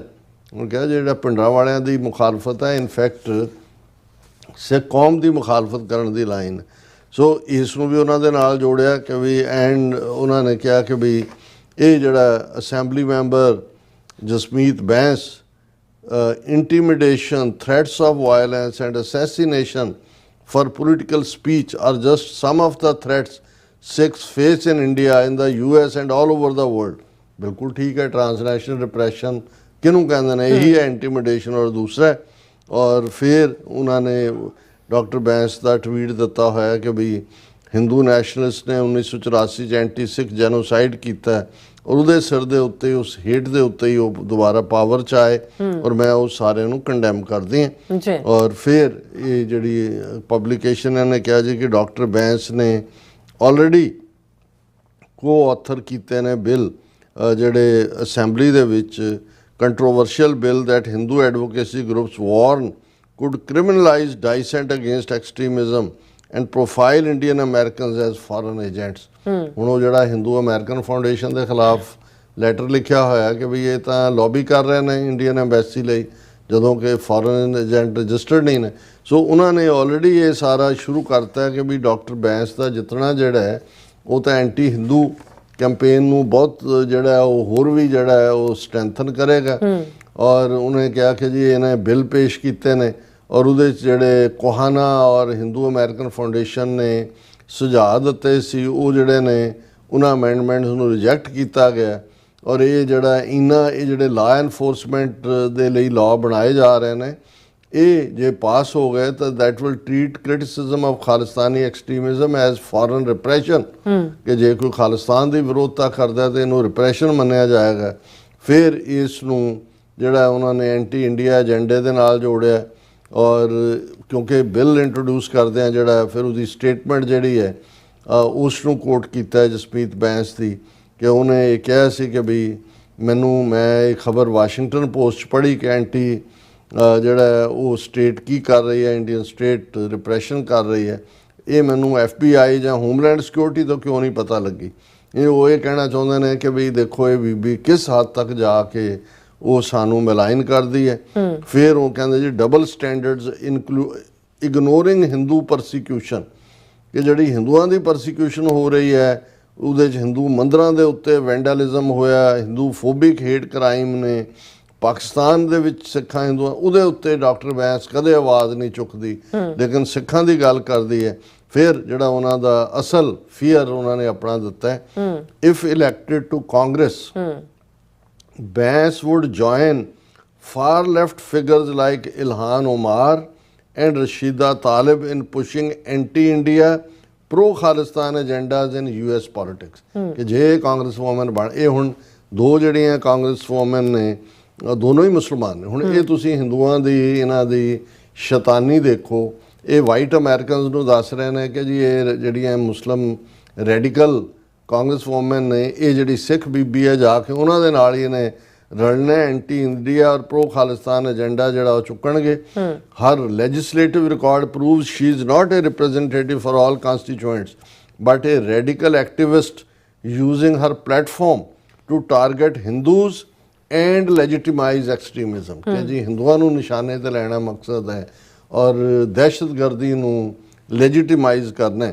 ਔਰ ਉਹਨੇ ਕਿਹਾ ਜੀ ਆਲਰੇਡੀ ਖਾਲਿਸਤਾਨੀ ਗਰੁੱਪਾਂ ਨੇ ਜਦੋਂ ਉਹਨੇ ਐਲਾਨ ਕੀਤਾ ਕਾਂਗਰਸ ਲਈ ਖਲੋਣ ਦਾ ਉਹਨੂੰ ਵੈਲਕਮ ਕੀਤਾ ਔਰ ਫਿਰ ਇਹ ਇਨਫੈਕਟ ਉਹਨੇ 22nd ਡਿਸਟ੍ਰਿਕਟ ਜਿੱਥੋਂ ਉਹਨੇ ਲੜਨਾ ਉਹਨੇ ਕਿਹਾ ਜੀ ਉੱਥੇ ਬੜੀ ਇੰਡੀਅਨ ਪਾਪੂਲੇਸ਼ਨ ਵੀ ਹੈ।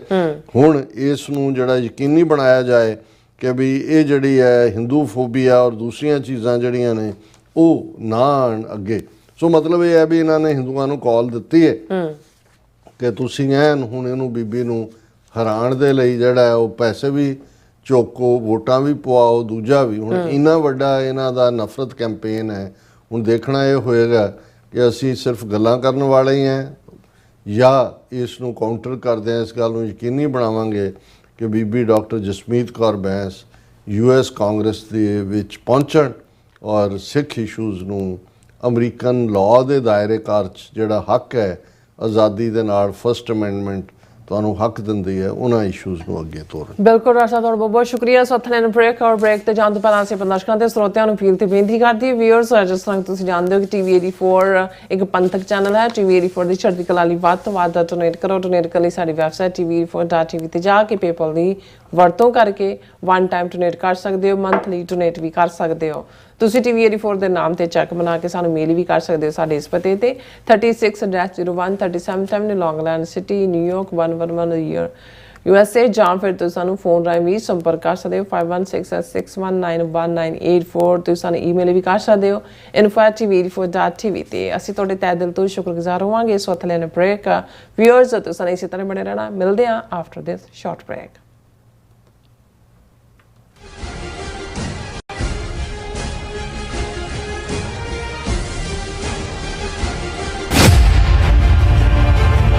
ਪੰਜਾਬ ਦੀ ਆਜ਼ਾਦੀ ਲਈ ਚੱਲ ਰਹੇ ਰੈਫਰੈਂਡਮ ਦੇ ਹੱਕ ਵਿੱਚ ਅਤੇ 17 ਅਗਸਤ ਨੂੰ ਵਾਸ਼ਿੰਗਟਨ DC ਵਿੱਚ ਹੋਣ ਜਾ ਰਹੇ ਪੰਜਾਬ ਇੰਡੀਪੈਂਡੈਂਸ ਰੈਫਰੈਂਡਮ ਦੀ ਸਪੋਰਟ ਵਿੱਚ ਵਿਸ਼ਾਲਕਾਰ ਰੈਲੀ 26 ਜੁਲਾਈ ਦਿਨ ਸ਼ਨੀਚਰਵਾਰ ਨੂੰ ਕੱਢੀ ਜਾ ਰਹੀ ਹੈ। ਰੈਲੀ ਦੀ ਸ਼ੁਰੂਆਤ 12 ਵਜੇ ਗੁਰਦੁਆਰਾ ਸਿੰਘ ਸਭਾ 12001 ਬੈਡਰੋਕ ਰੋਡ ਫੇਅਰਫੈਕਸ ਤੋਂ ਅਤੇ ਸਮਾਪਤੀ ਭਾਰਤੀ ਅੰਬੈਸੀ 2107 ਮੈਸਾਚਿਊਟਸ ਵਾਸ਼ਿੰਗਟਨ DC 20008 ਵਿਖੇ ਦੁਪਹਿਰ 2:30 ਵਜੇ ਹੋਵੇਗੀ। ਇਹ ਕਾਰ ਰੈਲੀ ਸਿੱਖ ਕੋਆਰਡੀਨੇਸ਼ਨ ਕਮੇਟੀ ਈਸਟ ਕੋਸਟ ਵੱਲੋਂ ਸਮੂਹ ਪੰਥਕ ਜਥੇਬੰਦੀਆਂ ਅਤੇ ਗੁਰਦੁਆਰਾ ਕਮੇਟੀਆਂ ਦੇ ਸਹਿਯੋਗ ਨਾਲ ਕੱਢੀ ਜਾ ਰਹੀ ਹੈ। ਕਾਰ ਰੈਲੀ ਬਾਰੇ ਵਧੇਰੇ ਜਾਣਕਾਰੀ ਲਈ ਇਹਨਾਂ ਨੰਬਰਾਂ ਤੇ ਸੰਪਰਕ ਕਰ ਸਕਦੇ ਹੋ। ਹਿੰਮਤ ਸਿੰਘ 6463587745, ਬਲਵਿੰਦਰ ਸਿੰਘ ਚੱਠਾ 7039663913, ਨਰਿੰਦਰ ਸਿੰਘ 5712472444, ਦਵਿੰਦਰ ਸਿੰਘ ਦਿਓ 7036262561, ਸੁਰਜੀਤ ਸਿੰਘ ਕੁਲਾਰ 9174342483, ਦਲਵਿੰਦਰ ਸਿੰਘ 2406452525। ਕੀ ਤੁਸੀਂ ਰੋਜ਼ਾਨਾ ਕੰਮ ਤੇ ਆਪਣਾ ਵਧੇਰੇ ਸਮਾਂ ਬਿਤਾਉਣ ਤੋਂ ਪਰੇਸ਼ਾਨ ਹੋ? ਆਪਣੀ ਪੂੰਜੀ ਨੂੰ ਕੰਮ ਤੇ ਲਗਾਓ, ਸਾਡੇ ਨਾਲ ਇਨਵੈਸਟ ਕਰੋ। ਅਸੀਂ ਤੁਹਾਡੀ ਪੂੰਜੀ ਤੋਂ ਤੁਹਾਡੇ ਲਈ ਵਧੇਰੇ ਪੈਸੇ ਬਣਾ ਸਕਦੇ ਹਾਂ। ਅਸੀਂ ਪ੍ਰਾਈਵੇਟ ਇਕੁਇਟੀ ਇਨਵੈਸਟਮੈਂਟ ਫਰਮ ਹਾਂ ਤੇ ਕਮਰਸ਼ੀਅਲ ਰੀਅਲ ਏਸਟੇਟ ਵਿੱਚ ਮਾਹਿਰ ਹਾਂ। Property management, leasing, asset management, commercial real estate investment ਵਿੱਚ ਸਾਰੀਆਂ ਸੇਵਾਵਾਂ ਲਈ ਅਮਰੀਕਾ ਭਰ ਵਿੱਚੋਂ ਤੁਸੀਂ ਸਾਡੇ ਤੱਕ ਪਹੁੰਚ ਕਰ ਸਕਦੇ ਹੋ। ਆਜ਼ਾਦ ਕਮਰਸ਼ੀਅਲ ਰੀਅਲਟੀ ਸਰਵਿਸਿਜ਼ ਦੇ Azad family trust, 701 north post oak road, suite number 204, Houston, Texas. ਤੁਸੀਂ ਸਾਨੂੰ ਸਾਡੇ ਫੋਨ ਨੰਬਰ 7136861277 ਤੇ ਵੀ ਸੰਪਰਕ ਕਰ ਸਕਦੇ ਹੋ। Azad commercial realty services.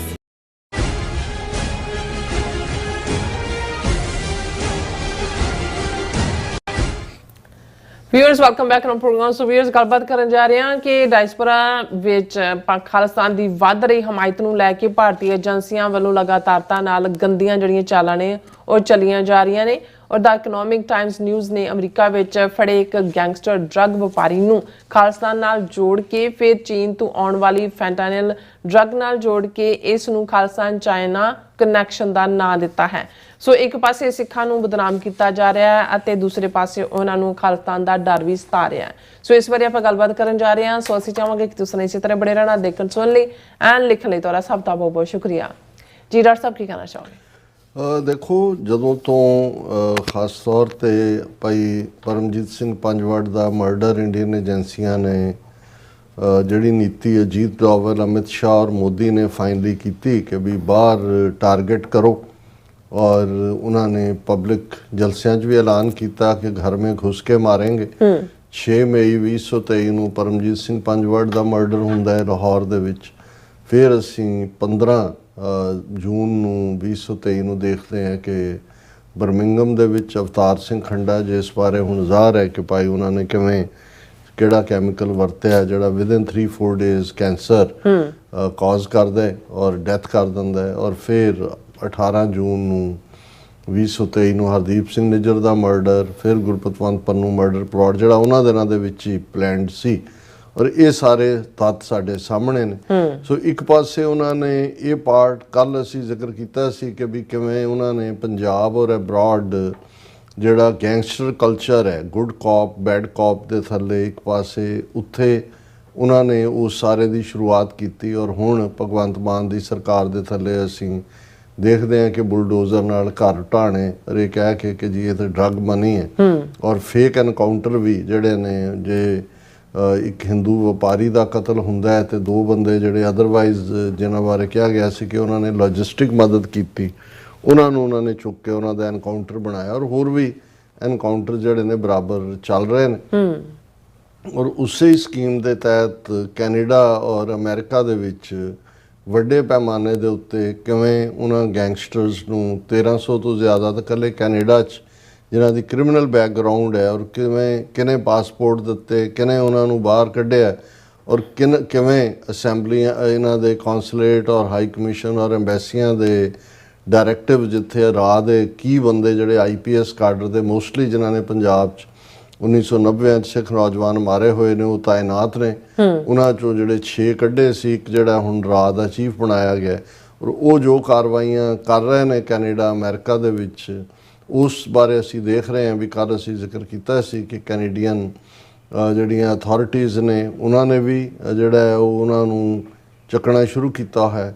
ਔਰ ਅਮਰੀਕਾ ਦੇ ਵਿੱਚ ਵੀ ਇਹ ਮੂਵ ਜਿਹੜਾ ਪਿਛਲੇ ਦਿਨਾਂ ਤੋਂ ਜਿਹੜਾ ਹੈ ਉਹ ਥੋੜ੍ਹਾ ਬਹੁਤ ਐਕਟੀਵਿਟੀ ਨਜ਼ਰ ਆਈ, ਕਿਉਂਕਿ ਜੇ ਕੈਨੇਡਾ ਦੇ ਵਿੱਚ ਖਾਸ ਤੌਰ 'ਤੇ ਬ੍ਰਿਟਿਸ਼ ਕੋਲੰਬੀਆ ਔਰ ਐਲਬਰਟਾ ਦੀਆਂ ਦੇ ਪ੍ਰੀਮੀਅਰਸ ਨੇ ਮੰਗ ਕੀਤੀ ਕਿ ਲਾਰੈਂਸ ਬਿਸ਼ਨੋਈ ਗੈਂਗ ਨੂੰ ਦਹਿਸ਼ਤਗਰਦ ਜਥੇਬੰਦੀ ਐਲਾਨਿਆ ਜਾਏ, ਉੱਥੇ ਸਰੀ ਔਰ ਬਰੈਂਪਟਨ ਉਹਨਾਂ ਦੇ ਮੇਅਰਸ ਨੇ ਵੀ ਮੰਗ ਕੀਤੀ। ਫਿਰ ਅਸੀਂ ਦੇਖਦੇ ਹਾਂ ਬਰੈਂਪਟਨ ਦੇ ਮੇਅਰ ਨੂੰ ਧਮਕੀ, ਡੈਥ ਥ੍ਰੈਟ, ਵਾਈਫ ਬੱਚੇ ਨੂੰ ਵੀ ਮਾਰਨ ਦੀ ਜਿਹੜਾ ਹਿੰਦੂਤਵੀ ਫੜਿਆ ਗਿਆ। ਸੋ ਇਹ ਇਹਨਾਂ ਦੇ ਆਪਰੇਸ਼ਨ ਆਪਣੇ ਲੈਵਲ ਦੇ ਉੱਤੇ ਚੱਲ ਰਹੇ ਨੇ। ਦੂਸਰੇ ਪਾਸੇ ਅਸੀਂ ਇਹ ਦੇਖਦੇ ਹਾਂ ਵੀ ਜਦੋਂ ਹੁਣ ਇਹਨਾਂ ਦਾ ਗੈਂਗਸਟਰ ਕਲਚਰ ਜਿਹੜਾ ਐਕਸਪੋਜ਼ ਹੋ ਰਿਹਾ ਹੈ, ਔਰ ਇਸ ਬਾਰੇ ਆਲਰੇਡੀ ਜਿਹੜੀ ਇਨਕੁਆਇਰੀ ਹੋਈ ਜਿਹਦੇ ਥੱਲੇ ਟੈਸਟੀਫਾਈ ਕੀਤਾ ਕੈਨੇਡੀਅਨ ਏਜੰਸੀਆਂ ਨੇ ਕਿ ਵੀ ਇਹ ਗੈਂਗਸਟਰਸ ਦੇ ਨਾਲ ਇੰਡੀਅਨ ਕੌਂਸੂਲੇਟ ਜੁੜੇ ਹੋਏ ਨੇ, ਉਹ ਸਿਵਿਲੀਅਨਸ ਦੀ ਇਨਫੋਰਮੇਸ਼ਨ ਲੈ ਕੇ ਉਹਨਾਂ ਨੂੰ ਪਾਸ ਔਨ ਕਰਦੇ ਨੇ। ਲੇਕਿਨ ਇੰਡੀਅਨ ਪ੍ਰੋਪੇਗੈਂਡਾ ਮਸ਼ੀਨਰੀ ਇੰਨੀ ਤੇਜ਼ੀ ਦੇ ਨਾਲ ਇਸ ਸਾਰੇ ਨੂੰ ਵੀ ਖਾਲਿਸਤਾਨ ਦੇ ਖਾਤੇ 'ਚ ਪਾਉਣ ਦੀ ਕੋਸ਼ਿਸ਼ ਕਰ ਰਹੇ। ਹੁਣ ਜਦੋਂ ਉਹਨਾਂ ਦੇ ਗੈਂਗਸਟਰਸ ਜਾਂ ਦੂਸਰੇ ਜਿਹੜੇ ਨੇ ਇੱਥੇ ਫੜੇ ਜਾ ਰਹੇ ਨੇ ਜਾਂ ਏਜੰਸੀਆਂ ਉਹਨਾਂ ਨੂੰ ਉਹ ਸਾਰੇ ਉਹਨਾਂ ਦੀ ਗੈਂਗ ਨੂੰ, ਭਾਵੇਂ ਉਹ ਡਰੱਗ ਨਾਲ ਰਿਲੇਟਡ ਹੈ, ਫਰੋਤੀਆਂ ਨਾਲ ਰਿਲੇਟਡ ਹੈ, ਕਿਡਨੈਪਿੰਗ ਨਾਲ ਰਿਲੇਟਡ ਹੈ, ਉਹਨਾਂ ਨੂੰ ਬਸਟ ਕਰ ਰਹੀ ਹੈ ਤੇ ਉਹਨੂੰ ਵੀ ਉਹ ਖਾਲਿਸਤਾਨ ਦੇ ਖਾਤੇ 'ਚ ਪਾ ਰਹੇ ਨੇ। ਔਰ ਕੱਲ੍ਹ ਦੇ ਪ੍ਰੋਗਰਾਮ 'ਚ ਅਸੀਂ ਦੱਸਿਆ ਸੀ ਕਿ ਵੀ ਕਿਵੇਂ ਆਲਮੋਸਟ ਜੂਨ ਦੇ ਮਹੀਨੇ 27 ਜੂਨ ਨੂੰ ਇੱਕ ਜਿਹੜਾ ਗੈਂਗਸਟਰ ਔਰ ਜਿਹੜਾ ਡਰੱਗ 'ਚ ਵੀ ਇਨਵੋਲਵ ਸੀ ਬੰਦਾ, ਉਸ ਨੂੰ ਉਹਨਾਂ ਨੇ ਜਿਹੜਾ ਅਮਰੀਕਨ ਏਜੰਸੀਆਂ ਨੇ ਫੜਿਆ ਸੀ ਕਿਸੇ ਹੋਰ ਸਟੇਟ ਤੋਂ, ਸ਼ਾਇਦ ਨੇਵਾਡਾ ਤੋਂ ਜਾਂ ਐਰੀਜ਼ੋਨਾ ਤੋਂ। ਔਰ ਉਸ ਦਾ ਨਾਂ ਜਿਹੜਾ ਉਪਿੰਦਰ ਸਿੰਘ ਸਿਆਨ, ਔਰ ਉਸ ਦਾ ਸੰਬੰਧ ਉਹਨਾਂ ਨੇ ਕੈਨੇਡਾ ਦੀ ਕਿਸੇ ਜਿਹੜੀ ਇੱਕ ਗਰੁੱਪਿੰਗ ਹੈ ਉਹਨਾਂ ਦੇ ਨਾਲ ਜੋੜਿਆ ਸੀ, ਬ੍ਰਦਰਸ ਟੂਗੈਦਰ ਕਿ ਕੀ ਇਸ ਕਿਸਮ ਦਾ ਗਰੁੱਪ ਹੈ, ਬ੍ਰਦਰਸ ਕੀਪਰਸ, ਇਹ ਕੋਈ ਗੈਂਗ ਹੈ, ਉਹਦੇ ਨਾਲ ਜੋੜਿਆ ਸੀ। ਔਰ ਉਹਨਾਂ ਨੇ ਕਿਹਾ ਸੀ ਕਿ ਵੀ ਇਹ ਉੱਥੋਂ ਐਬਸਕੌਂਡ ਕੀਤਾ ਹੋਇਆ ਸੀ ਕੈਨੇਡਾ ਤੋਂ, ਔਰ ਇਹ ਰਨ ਕਰ ਰਿਹਾ ਸੀ, ਔਰ ਇਹ ਫੈਂਟਨਾਈਲ ਔਰ ਦੂਸਰੀ ਬਿਜ਼ਨਸ ਦੇ ਨਾਲ ਜੁੜਿਆ ਹੋਇਆ ਸੀ। ਹੁਣ ਫੈਂਟਨਾਈਲ ਜਦੋਂ ਟਰੰਪ ਨੇ ਆਉਂਦਿਆਂ ਹੀ ਕੈਨੇਡਾ ਔਰ ਮੈਕਸੀਕੋ ਦੇ ਉੱਤੇ ਟੈਰਿਫਸ ਵਧਾਉਣ ਦੀ ਗੱਲ ਕੀਤੀ ਤਾਂ ਉਹਨੇ ਕਿਹਾ ਵੀ ਇੱਥੇ ਆ ਰਹੇ ਨੇ ਔਰ ਜਿਹੜੇ ਬਹੁਤ ਸਾਰੇ ਅਮਰੀਕਾ ਦੇ ਵਿੱਚ ਡਰੱਗ ਯੂਜ਼ਰ ਨੇ ਔਰ ਉਹ ਡਰੱਗਸ ਦਾ ਬੇਸਿਕ ਆਧਾਰ ਫੈਂਟਨਾਈਲ ਹੈ। ਔਰ ਇਹ ਵੀ ਉਦੋਂ ਸਾਹਮਣੇ ਆਇਆ ਸੀ ਕਿ ਐਕਚੁਅਲੀ ਫੈਂਟਨਾਈਲ ਵੱਡੇ ਪੈਮਾਨੇ ਦੇ ਉੱਤੇ ਅਡਾਨੀ ਦੀ ਪੋਰਟ ਤੋਂ, ਗੁਜਰਾਤ ਤੋਂ ਹੀ ਸਮਗਲ ਹੁੰਦਾ ਹੈ। ਔਰ ਉਹ ਈਵਨ ਹਿੰਦੂ ਫੜੇ ਵੀ ਗਏ ਸੀ, ਹਿੰਦੂ ਤੋਂ ਵੀ, ਜਿਹੜੇ ਫੈਂਟਨਾਈਲ ਨਾਲ ਡੀਲ ਕਰਦੇ ਸੀ, ਪਰ ਉਦੋਂ ਉਸ ਸਟੋਰੀ ਨੂੰ ਦਬਾ ਦਿੱਤਾ ਗਿਆ। ਹੁਣ ਜਿਹੜੀ ਅੱਜ ਪ੍ਰੋਮੀਨੈਂਟਲੀ ਇਕਨੋਮਿਕ ਟਾਈਮਸ ਨਿਊਜ਼ ਨੇ ਸਟੋਰੀ ਕੀਤੀ ਹੈ, ਜਿਹੜਾ ਜ਼ਾਹਰ ਹੈ ਭਾਰਤੀ ਏਜੰਸੀਆਂ ਦੀ ਪਲਾਂਟਡ ਸਟੋਰੀ ਹੈ, ਉਸ ਦੇ ਵਿੱਚ ਉਹਨਾਂ ਨੇ ਮੁੱਢਲੇ ਤੌਰ 'ਤੇ ਜਿਹੜੇ ਗੈਂਗਸਟਰ ਹੁਣ ਇੱਥੇ ਫੜੇ ਜਾ ਰਹੇ ਨੇ ਜਾਂ ਜਿਹੜੇ ਫੈਂਟਨਾਈਲ ਦੇ ਸਮਗਲਿੰਗ ਦੇ ਵਿੱਚ ਇਨਵੋਲਵ ਨੇ, ਉਹਨਾਂ ਦਾ ਸੰਬੰਧ ਚਾਈਨਾ ਨਾਲ ਜੋੜ ਦਿੱਤਾ ਤੇ ਉਹਨੂੰ ਚਾਈਨਾ ਖਾਲਿਸਤਾਨ ਕਨੈਕਸ਼ਨ ਬਣਾ ਦਿੱਤਾ। ਔਰ ਇਹਨਾਂ ਦੀ ਹੈਡਲਾਈਨ ਹੈ ਇਕਨੋਮਿਕ ਟਾਈਮਸ ਨਿਊਜ਼ ਦੀ, ਫੈਂਟਨਾਈਲ ਟੈਰਰ। ਹੁਣ ਤੁਸੀਂ ਇੱਕ ਟੈਰਰ, ਕੋਈ ਡਰੱਗ ਟੈਰਰ, ਕੋਈ ਗਨ ਟੈਰਰ, ਕੋਈ ਫਰੋਤੀ ਟੈਰਰ, ਕੋਈ ਹੋਰ, ਉਹਨੂੰ fentanyl terror. There is a Khalistan China connection. ਹੁਣ ਤੁਸੀਂ ਕਿਹੜਾ ਖਾਲਿਸਤਾਨ ਤੇ ਕਿਹੜਾ ਜਿਹੜਾ ਚਾਈਨਾ, ਲੇਕਿਨ ਜਦੋਂ ਤੁਸੀਂ ਬਦਨਾਮ ਕਰਨ ਦੀ ਲਾਈਨ ਰੱਖੀ। ਇਹ ਅਮਰੀਕਨਾਂ ਨੂੰ ਵੀ ਮੈਸੇਜ ਦੇ ਰਹੇ ਨੇ ਕਿ ਜਿਹਨਾਂ ਖਾਲਿਸਤਾਨ ਜਾਂ ਕੈਨੇਡਾ ਵਾਲਿਆਂ ਨੂੰ ਜਿਨ੍ਹਾਂ ਦੀ ਤੁਸੀਂ ਸਿੰਪਥੀ ਕਰਦੇ ਹੋ, ਇਹ ਤਾਂ ਚਾਈਨਾ ਕਨੈਕਸ਼ਨ ਹੈ। ਔਰ ਜਿਹੜੇ ਐਕਸਟ੍ਰੀਮ ਜਿਵੇਂ ਟਰੰਪ ਜਾਂ ਦੂਜੇ ਜਿਹੜੇ ਵਰੀਡ ਨੇ ਕਿ ਵੀ ਡਰੱਗਸ ਅਮਰੀਕਾ 'ਚ ਉਹਨਾਂ ਨੂੰ ਦੱਸ ਰਹੇ ਨੇ ਵੀ ਇਹ ਜਿਹੜੇ ਖਾਲਿਸਤਾਨੀ ਨੇ ਇਹ ਤਾਂ ਚਾਈਨਾ ਦੇ ਨਾਲ ਰਲ ਕੇ ਡਰੱਗ ਸਮਗਲ ਕਰ ਰਹੇ ਨੇ। ਔਰ ਇਹ ਸਾਰੇ ਦੇ ਉੱਤੇ ਉਹਨਾਂ ਦੀ ਜਿਹੜੀ ਪੂਰੀ ਸਟੋਰੀ ਹੈ ਇਸ ਦੇ ਉੱਤੇ ਹੈ ਕਿ ਵੀ ਇਹ ਨੋਨ ਫੈਕਟ ਹੈ ਕਿ ਖਾਲਿਸਤਾਨ ਦਾ ਜਿਹੜਾ ਇਹ ਹੁਣ ਇਕਨੋਮਿਕ ਟਾਈਮਜ਼ ਦੀ ਸਟੋਰੀ ਹੈ ਕਿ ਖਾਲਿਸਤਾਨ ਜਿਹੜਾ ਹੈ ਉਹ ਪਾਕਿਸਤਾਨ ਦਾ ਪੋਲੀਟੀਕਲ ਪ੍ਰੋਜੈਕਟ ਹੈ। ਔਰ ਉਹ ਹੈ ਆਰਮਿੰਗ ਐਂਡ ਹਾਰਬਰਿੰਗ ਖਾਲਿਸਤਾਨੀ ਟੈਰਰਿਸਟ ਜਿਹੜੇ ਉਹਨਾਂ ਨੇ ਆਰਮ ਕਰ ਰਹੇ ਨੇ ਔਰ ਉਹਨਾਂ ਨੂੰ ਹਾਰਬਰ ਕਰਦੇ ਨੇ for decades in India and other countries. ਔਰ ਉਹਨਾਂ ਨੂੰ ਫਿਰ ਉਹਨਾਂ ਨੇ ਜਿਹੜਾ ਪਾਕਿਸਤਾਨ ਨੇ ਪਹੁੰਚਾ ਦਿੱਤਾ ਹੈ, ਕੈਨੇਡਾ, ਆਸਟ੍ਰੇਲੀਆ, UK, US ਤੇ China link is emerging in this plot to break India ਕਿ ਵੀ ਭਾਰਤ ਨੂੰ ਤੋੜਨ ਦੇ ਲਈ ਹੁਣ ਇਸ ਵਿੱਚ ਚਾਈਨਾ ਕਨੈਕਸ਼ਨ ਵੀ ਆ ਗਿਆ। ਔਰ ਲਿੰਕ ਜਿਹੜਾ ਕੀ ਹੈ, ਫੈਂਟੇਨਾਈਲ ਹੈ, an opioid drug which has become a major cause of death in US। ਫਿਰ ਟਰੰਪ ਨੂੰ ਕੋਟ ਕੀਤਾ ਕਿ ਵੀ ਉਹਨਾਂ ਨੇ ਕੀਤਾ ਔਰ ਟਰੰਪ ਨੇ ਈਵਨ ਲੈਟਿਨ ਅਮਰੀਕਾ ਦੇ ਜਿਹੜੇ 6 ਆਰਗੇਨਾਈਜੇਸ਼ਨ ਸੀ ਡਰੱਗ ਕਾਰਟਲ ਉਹਨਾਂ ਨੂੰ ਐਲਾਨਿਆ ਔਰ ਉਹਨਾਂ ਨੇ ਜਿਹੜਾ US ਮਿਲਟਰੀ ਐਕਸ਼ਨ ਦਾ ਵੀ ਧਮਕੀ ਦਿੱਤੀ ਡਰੱਗ ਕਾਰਟਲਸ ਦੇ ਖਿਲਾਫ। ਔਰ ਇਹ ਜਿਹੜੇ ਡਰੱਗ ਕਾਰਟਲ ਹੈ ਜਿਹੜਾ ਸਿਨੋਲਾ ਕਾਰਟਲ ਜਿਹਨੂੰ ਕਹਿੰਦੇ ਨੇ, ਇਹ ਚਾਈਨਾ ਦੇ ਨਾਲ ਮਿਲ ਕੇ ਕੈਨੇਡਾ ਰਾਹੀਂ ਸਮਗਲ ਕਰਦੇ ਨੇ ਫੈਂਟੇਨਾਈਲ US 'ਚ। ਹੁਣ ਇਹਨੂੰ ਉਹਨਾਂ ਨੇ ਕਿਵੇਂ ਜੋੜਿਆ?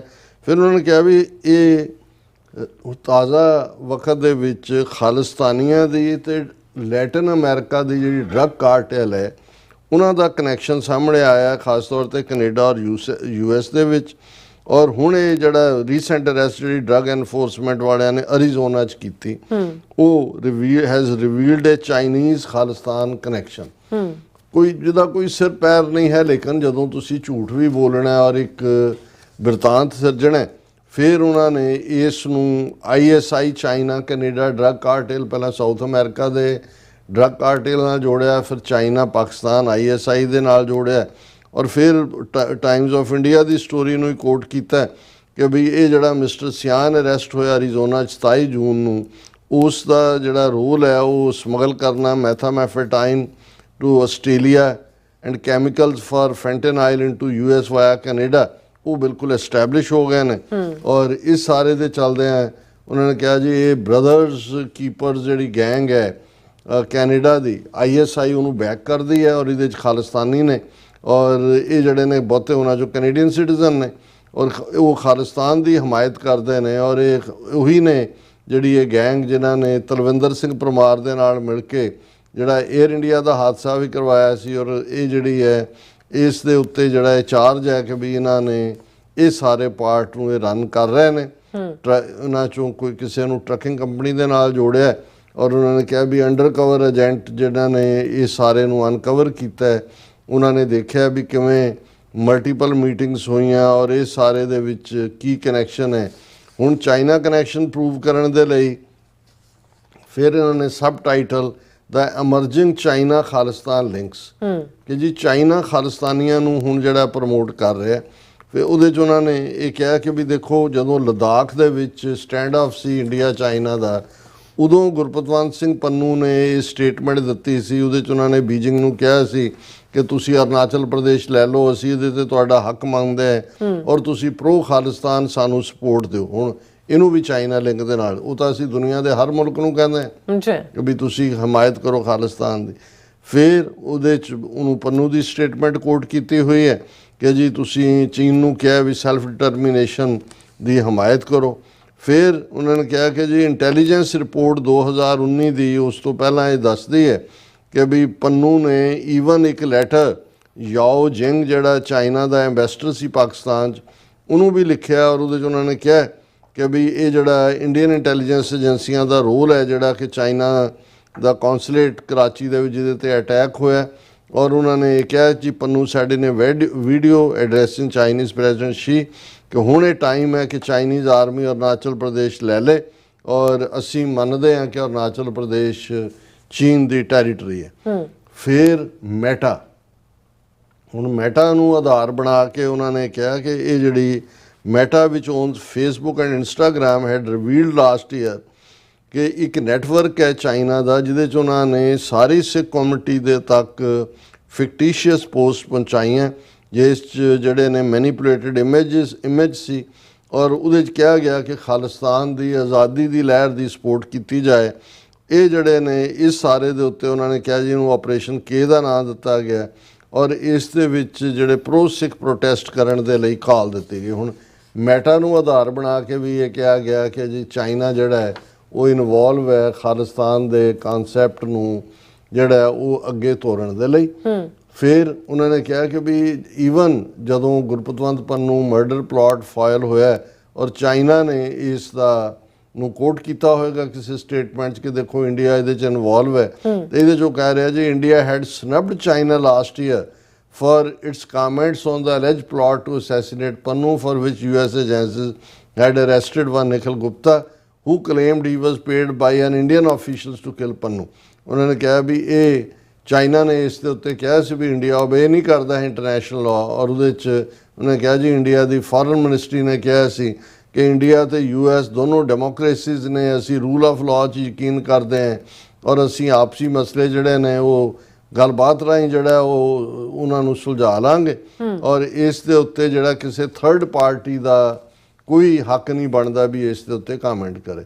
ਸੋ ਇਸ ਨੂੰ ਤੁਸੀਂ ਜਦੋਂ ਓਵਰਆਲ ਦੇਖਦੇ ਹੋ, ਇਹ 5 ਸਫ਼ੇ ਦਾ ਆਰਟੀਕਲ ਇਕਨੋਮਿਕ ਟਾਈਮਜ਼, ਇਸ ਹੈਡਿੰਗ ਦੇ ਥੱਲੇ fentanyl terror, there is a Khalistan China connection. So ਮੈਨੂੰ ਇਹ ਲੱਗਦਾ ਕਿ ਵੀ ਇਹ ਕਿਸ ਲੈਵਲ ਤੱਕ ਇਹਨਾਂ ਦਾ ਨੈਰੇਟਿਵ ਪਹੁੰਚ ਗਿਆ ਹੈ ਨੈਗੇਟਿਵ ਪ੍ਰੋਪੇਗੈਂਡੇ ਦਾ। ਹਾਲਾਂਕਿ ਅਸੀਂ ਵੈਲਕਮ ਕਰਦੇ ਹਾਂ ਅਮਰੀਕਾ ਮਦਦ ਕਰੇ, ਕੈਨੇਡਾ ਕਰੇ, ਚਾਈਨਾ ਆਏ, ਚਾਈਨਾ ਰੈਕਗਨਾਈਜ਼ ਕਰੇ, ਚਾਈਨਾ ਲੈ ਜਾਏ ਸਿਕਿਉਰਿਟੀ ਕਾਉਂਸਲ, ਸਾਨੂੰ ਕੋਈ ਪਾਕਿਸਤਾਨ ਕਰੇ, ਸਾਡੇ ਲਈ ਕੋਈ ਜਿਹੜਾ ਉਹ ਗੈਰ ਨਹੀਂ ਹੈ। ਪਰ ਇਸ ਲੈਵਲ ਦੇ ਉੱਤੇ ਡਰੱਗਸ ਨਾਲ, ਫੈਂਟਾਨਾਈਲ ਨਾਲ, ਦਹਿਸ਼ਤਗਰਦੀ ਨਾਲ ਜੋੜ ਕੇ ਮੂਵਮੈਂਟ ਨੂੰ ਪਹਿਲਾਂ ਤੁਸੀਂ ਸਿੱਖਾਂ ਨੂੰ ਬਦਨਾਮ ਕਰ ਰਹੇ ਹੋ, ਫਿਰ ਤੁਸੀਂ ਉਹਨਾਂ ਦੇ ਉੱਤੇ ਇਲਜ਼ਾਮ ਲਾ ਰਹੇ ਹੋ ਕਿ ਜੀ ਉਹ ਡਰੱਗ ਔਰ ਦੂਜੇ ਤੀਜੇ 'ਚ ਇਨਵੋਲਵ ਨੇ। ਸੋ ਇਹ ਸਾਰੇ ਤੋਂ ਤੁਸੀਂ ਅੰਦਾਜ਼ਾ ਲਾ ਸਕਦੇ ਹੋ ਵੀ ਕਿਸ ਹੱਦ ਤੱਕ ਇਹ ਹੁਣ ਜਿਹੜੀ ਇਹਨਾਂ ਨੇ ਟੋਟਲ ਵਾਰ ਜੂਨ ਦੇ ਪਹਿਲੇ ਹਫਤੇ ਸਿੱਖਾਂ ਦੇ ਖਿਲਾਫ ਐਲਾਨੀ ਸੀ ਉਸ ਨੂੰ ਇਹ ਕਿਸ ਹੱਦ ਤੱਕ ਲੈ ਗਏ ਨੇ, ਕਿਸ ਡਰਟੀ ਹੱਦ ਤੱਕ। ਜੀ ਡਾਕਟਰ ਸਾਹਿਬ ਤੁਹਾਡਾ ਬਹੁਤ ਬਹੁਤ ਸ਼ੁਕਰੀਆ। ਇਸ ਵਕਤ ਲੈਣ ਬ੍ਰੇਕ। ਵਿਊਅਰਸ ਤੁਸੀਂ ਇਸੇ ਤਰ੍ਹਾਂ ਬੜੇ ਰਹਿਣਾ, ਮਿਲਦੇ ਹਾਂ ਛੋਟੇ ਜਿਹੇ ਵਕਫੇ ਤੋਂ ਬਾਅਦ।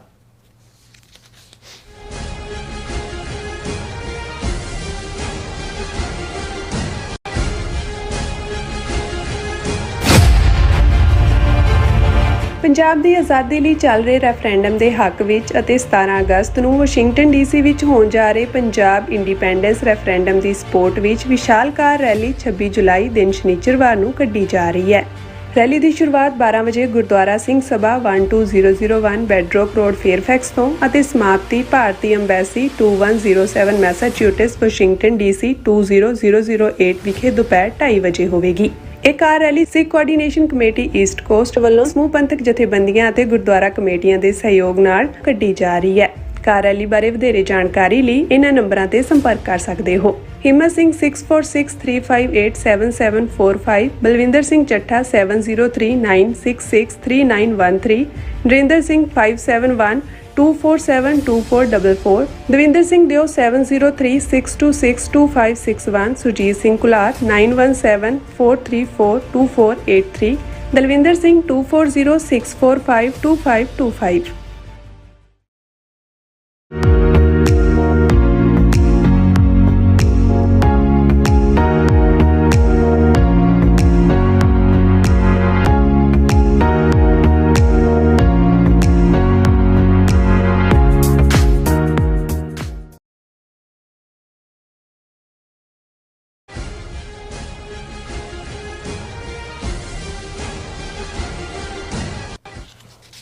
Viewers welcome back on program. So viewers ਗੱਲਬਾਤ ਕਰਨ ਜਾ ਰਹੇ ਹਾਂ ਕਿ ਅਮਰੀਕਨ ਸੈਨੇਟ ਵਿੱਚ ਆਇਆ ਬਿੱਲ ਜਿਸ ਵਿੱਚ ਇਹ ਪ੍ਰੋਵੀਜ਼ਨ ਹੈ ਕਿ ਰੂਸ ਤੋਂ ਤੇਲ ਖਰੀਦਣ ਵਾਲੇ ਮੁਲਕਾਂ ਤੇ 500% ਟੈਰਿਫ ਲਗਾਇਆ ਜਾਏਗਾ। ਸੋ ਇਸ ਬਿੱਲ ਨੂੰ 80 ਸੈਨੇਟਰਾਂ ਦੀ ਹਮਾਇਤ ਹਾਸਲ ਹੈ ਅਤੇ ਪ੍ਰੈਜ਼ੀਡੈਂਟ ਟਰੰਪ ਵੀ ਇਸ ਨੂੰ ਸਪੋਰਟ ਕਰ ਰਹੇ ਨੇ। ਸੋ ਇਸ ਬਿੱਲ ਨੇ ਭਾਰਤੀ ਹਾਕਮਾਂ ਦੀ ਨੀਂਦ ਪੂਰੀ ਤਰ੍ਹਾਂ ਉਡਾ ਦਿੱਤੀ ਹੈ।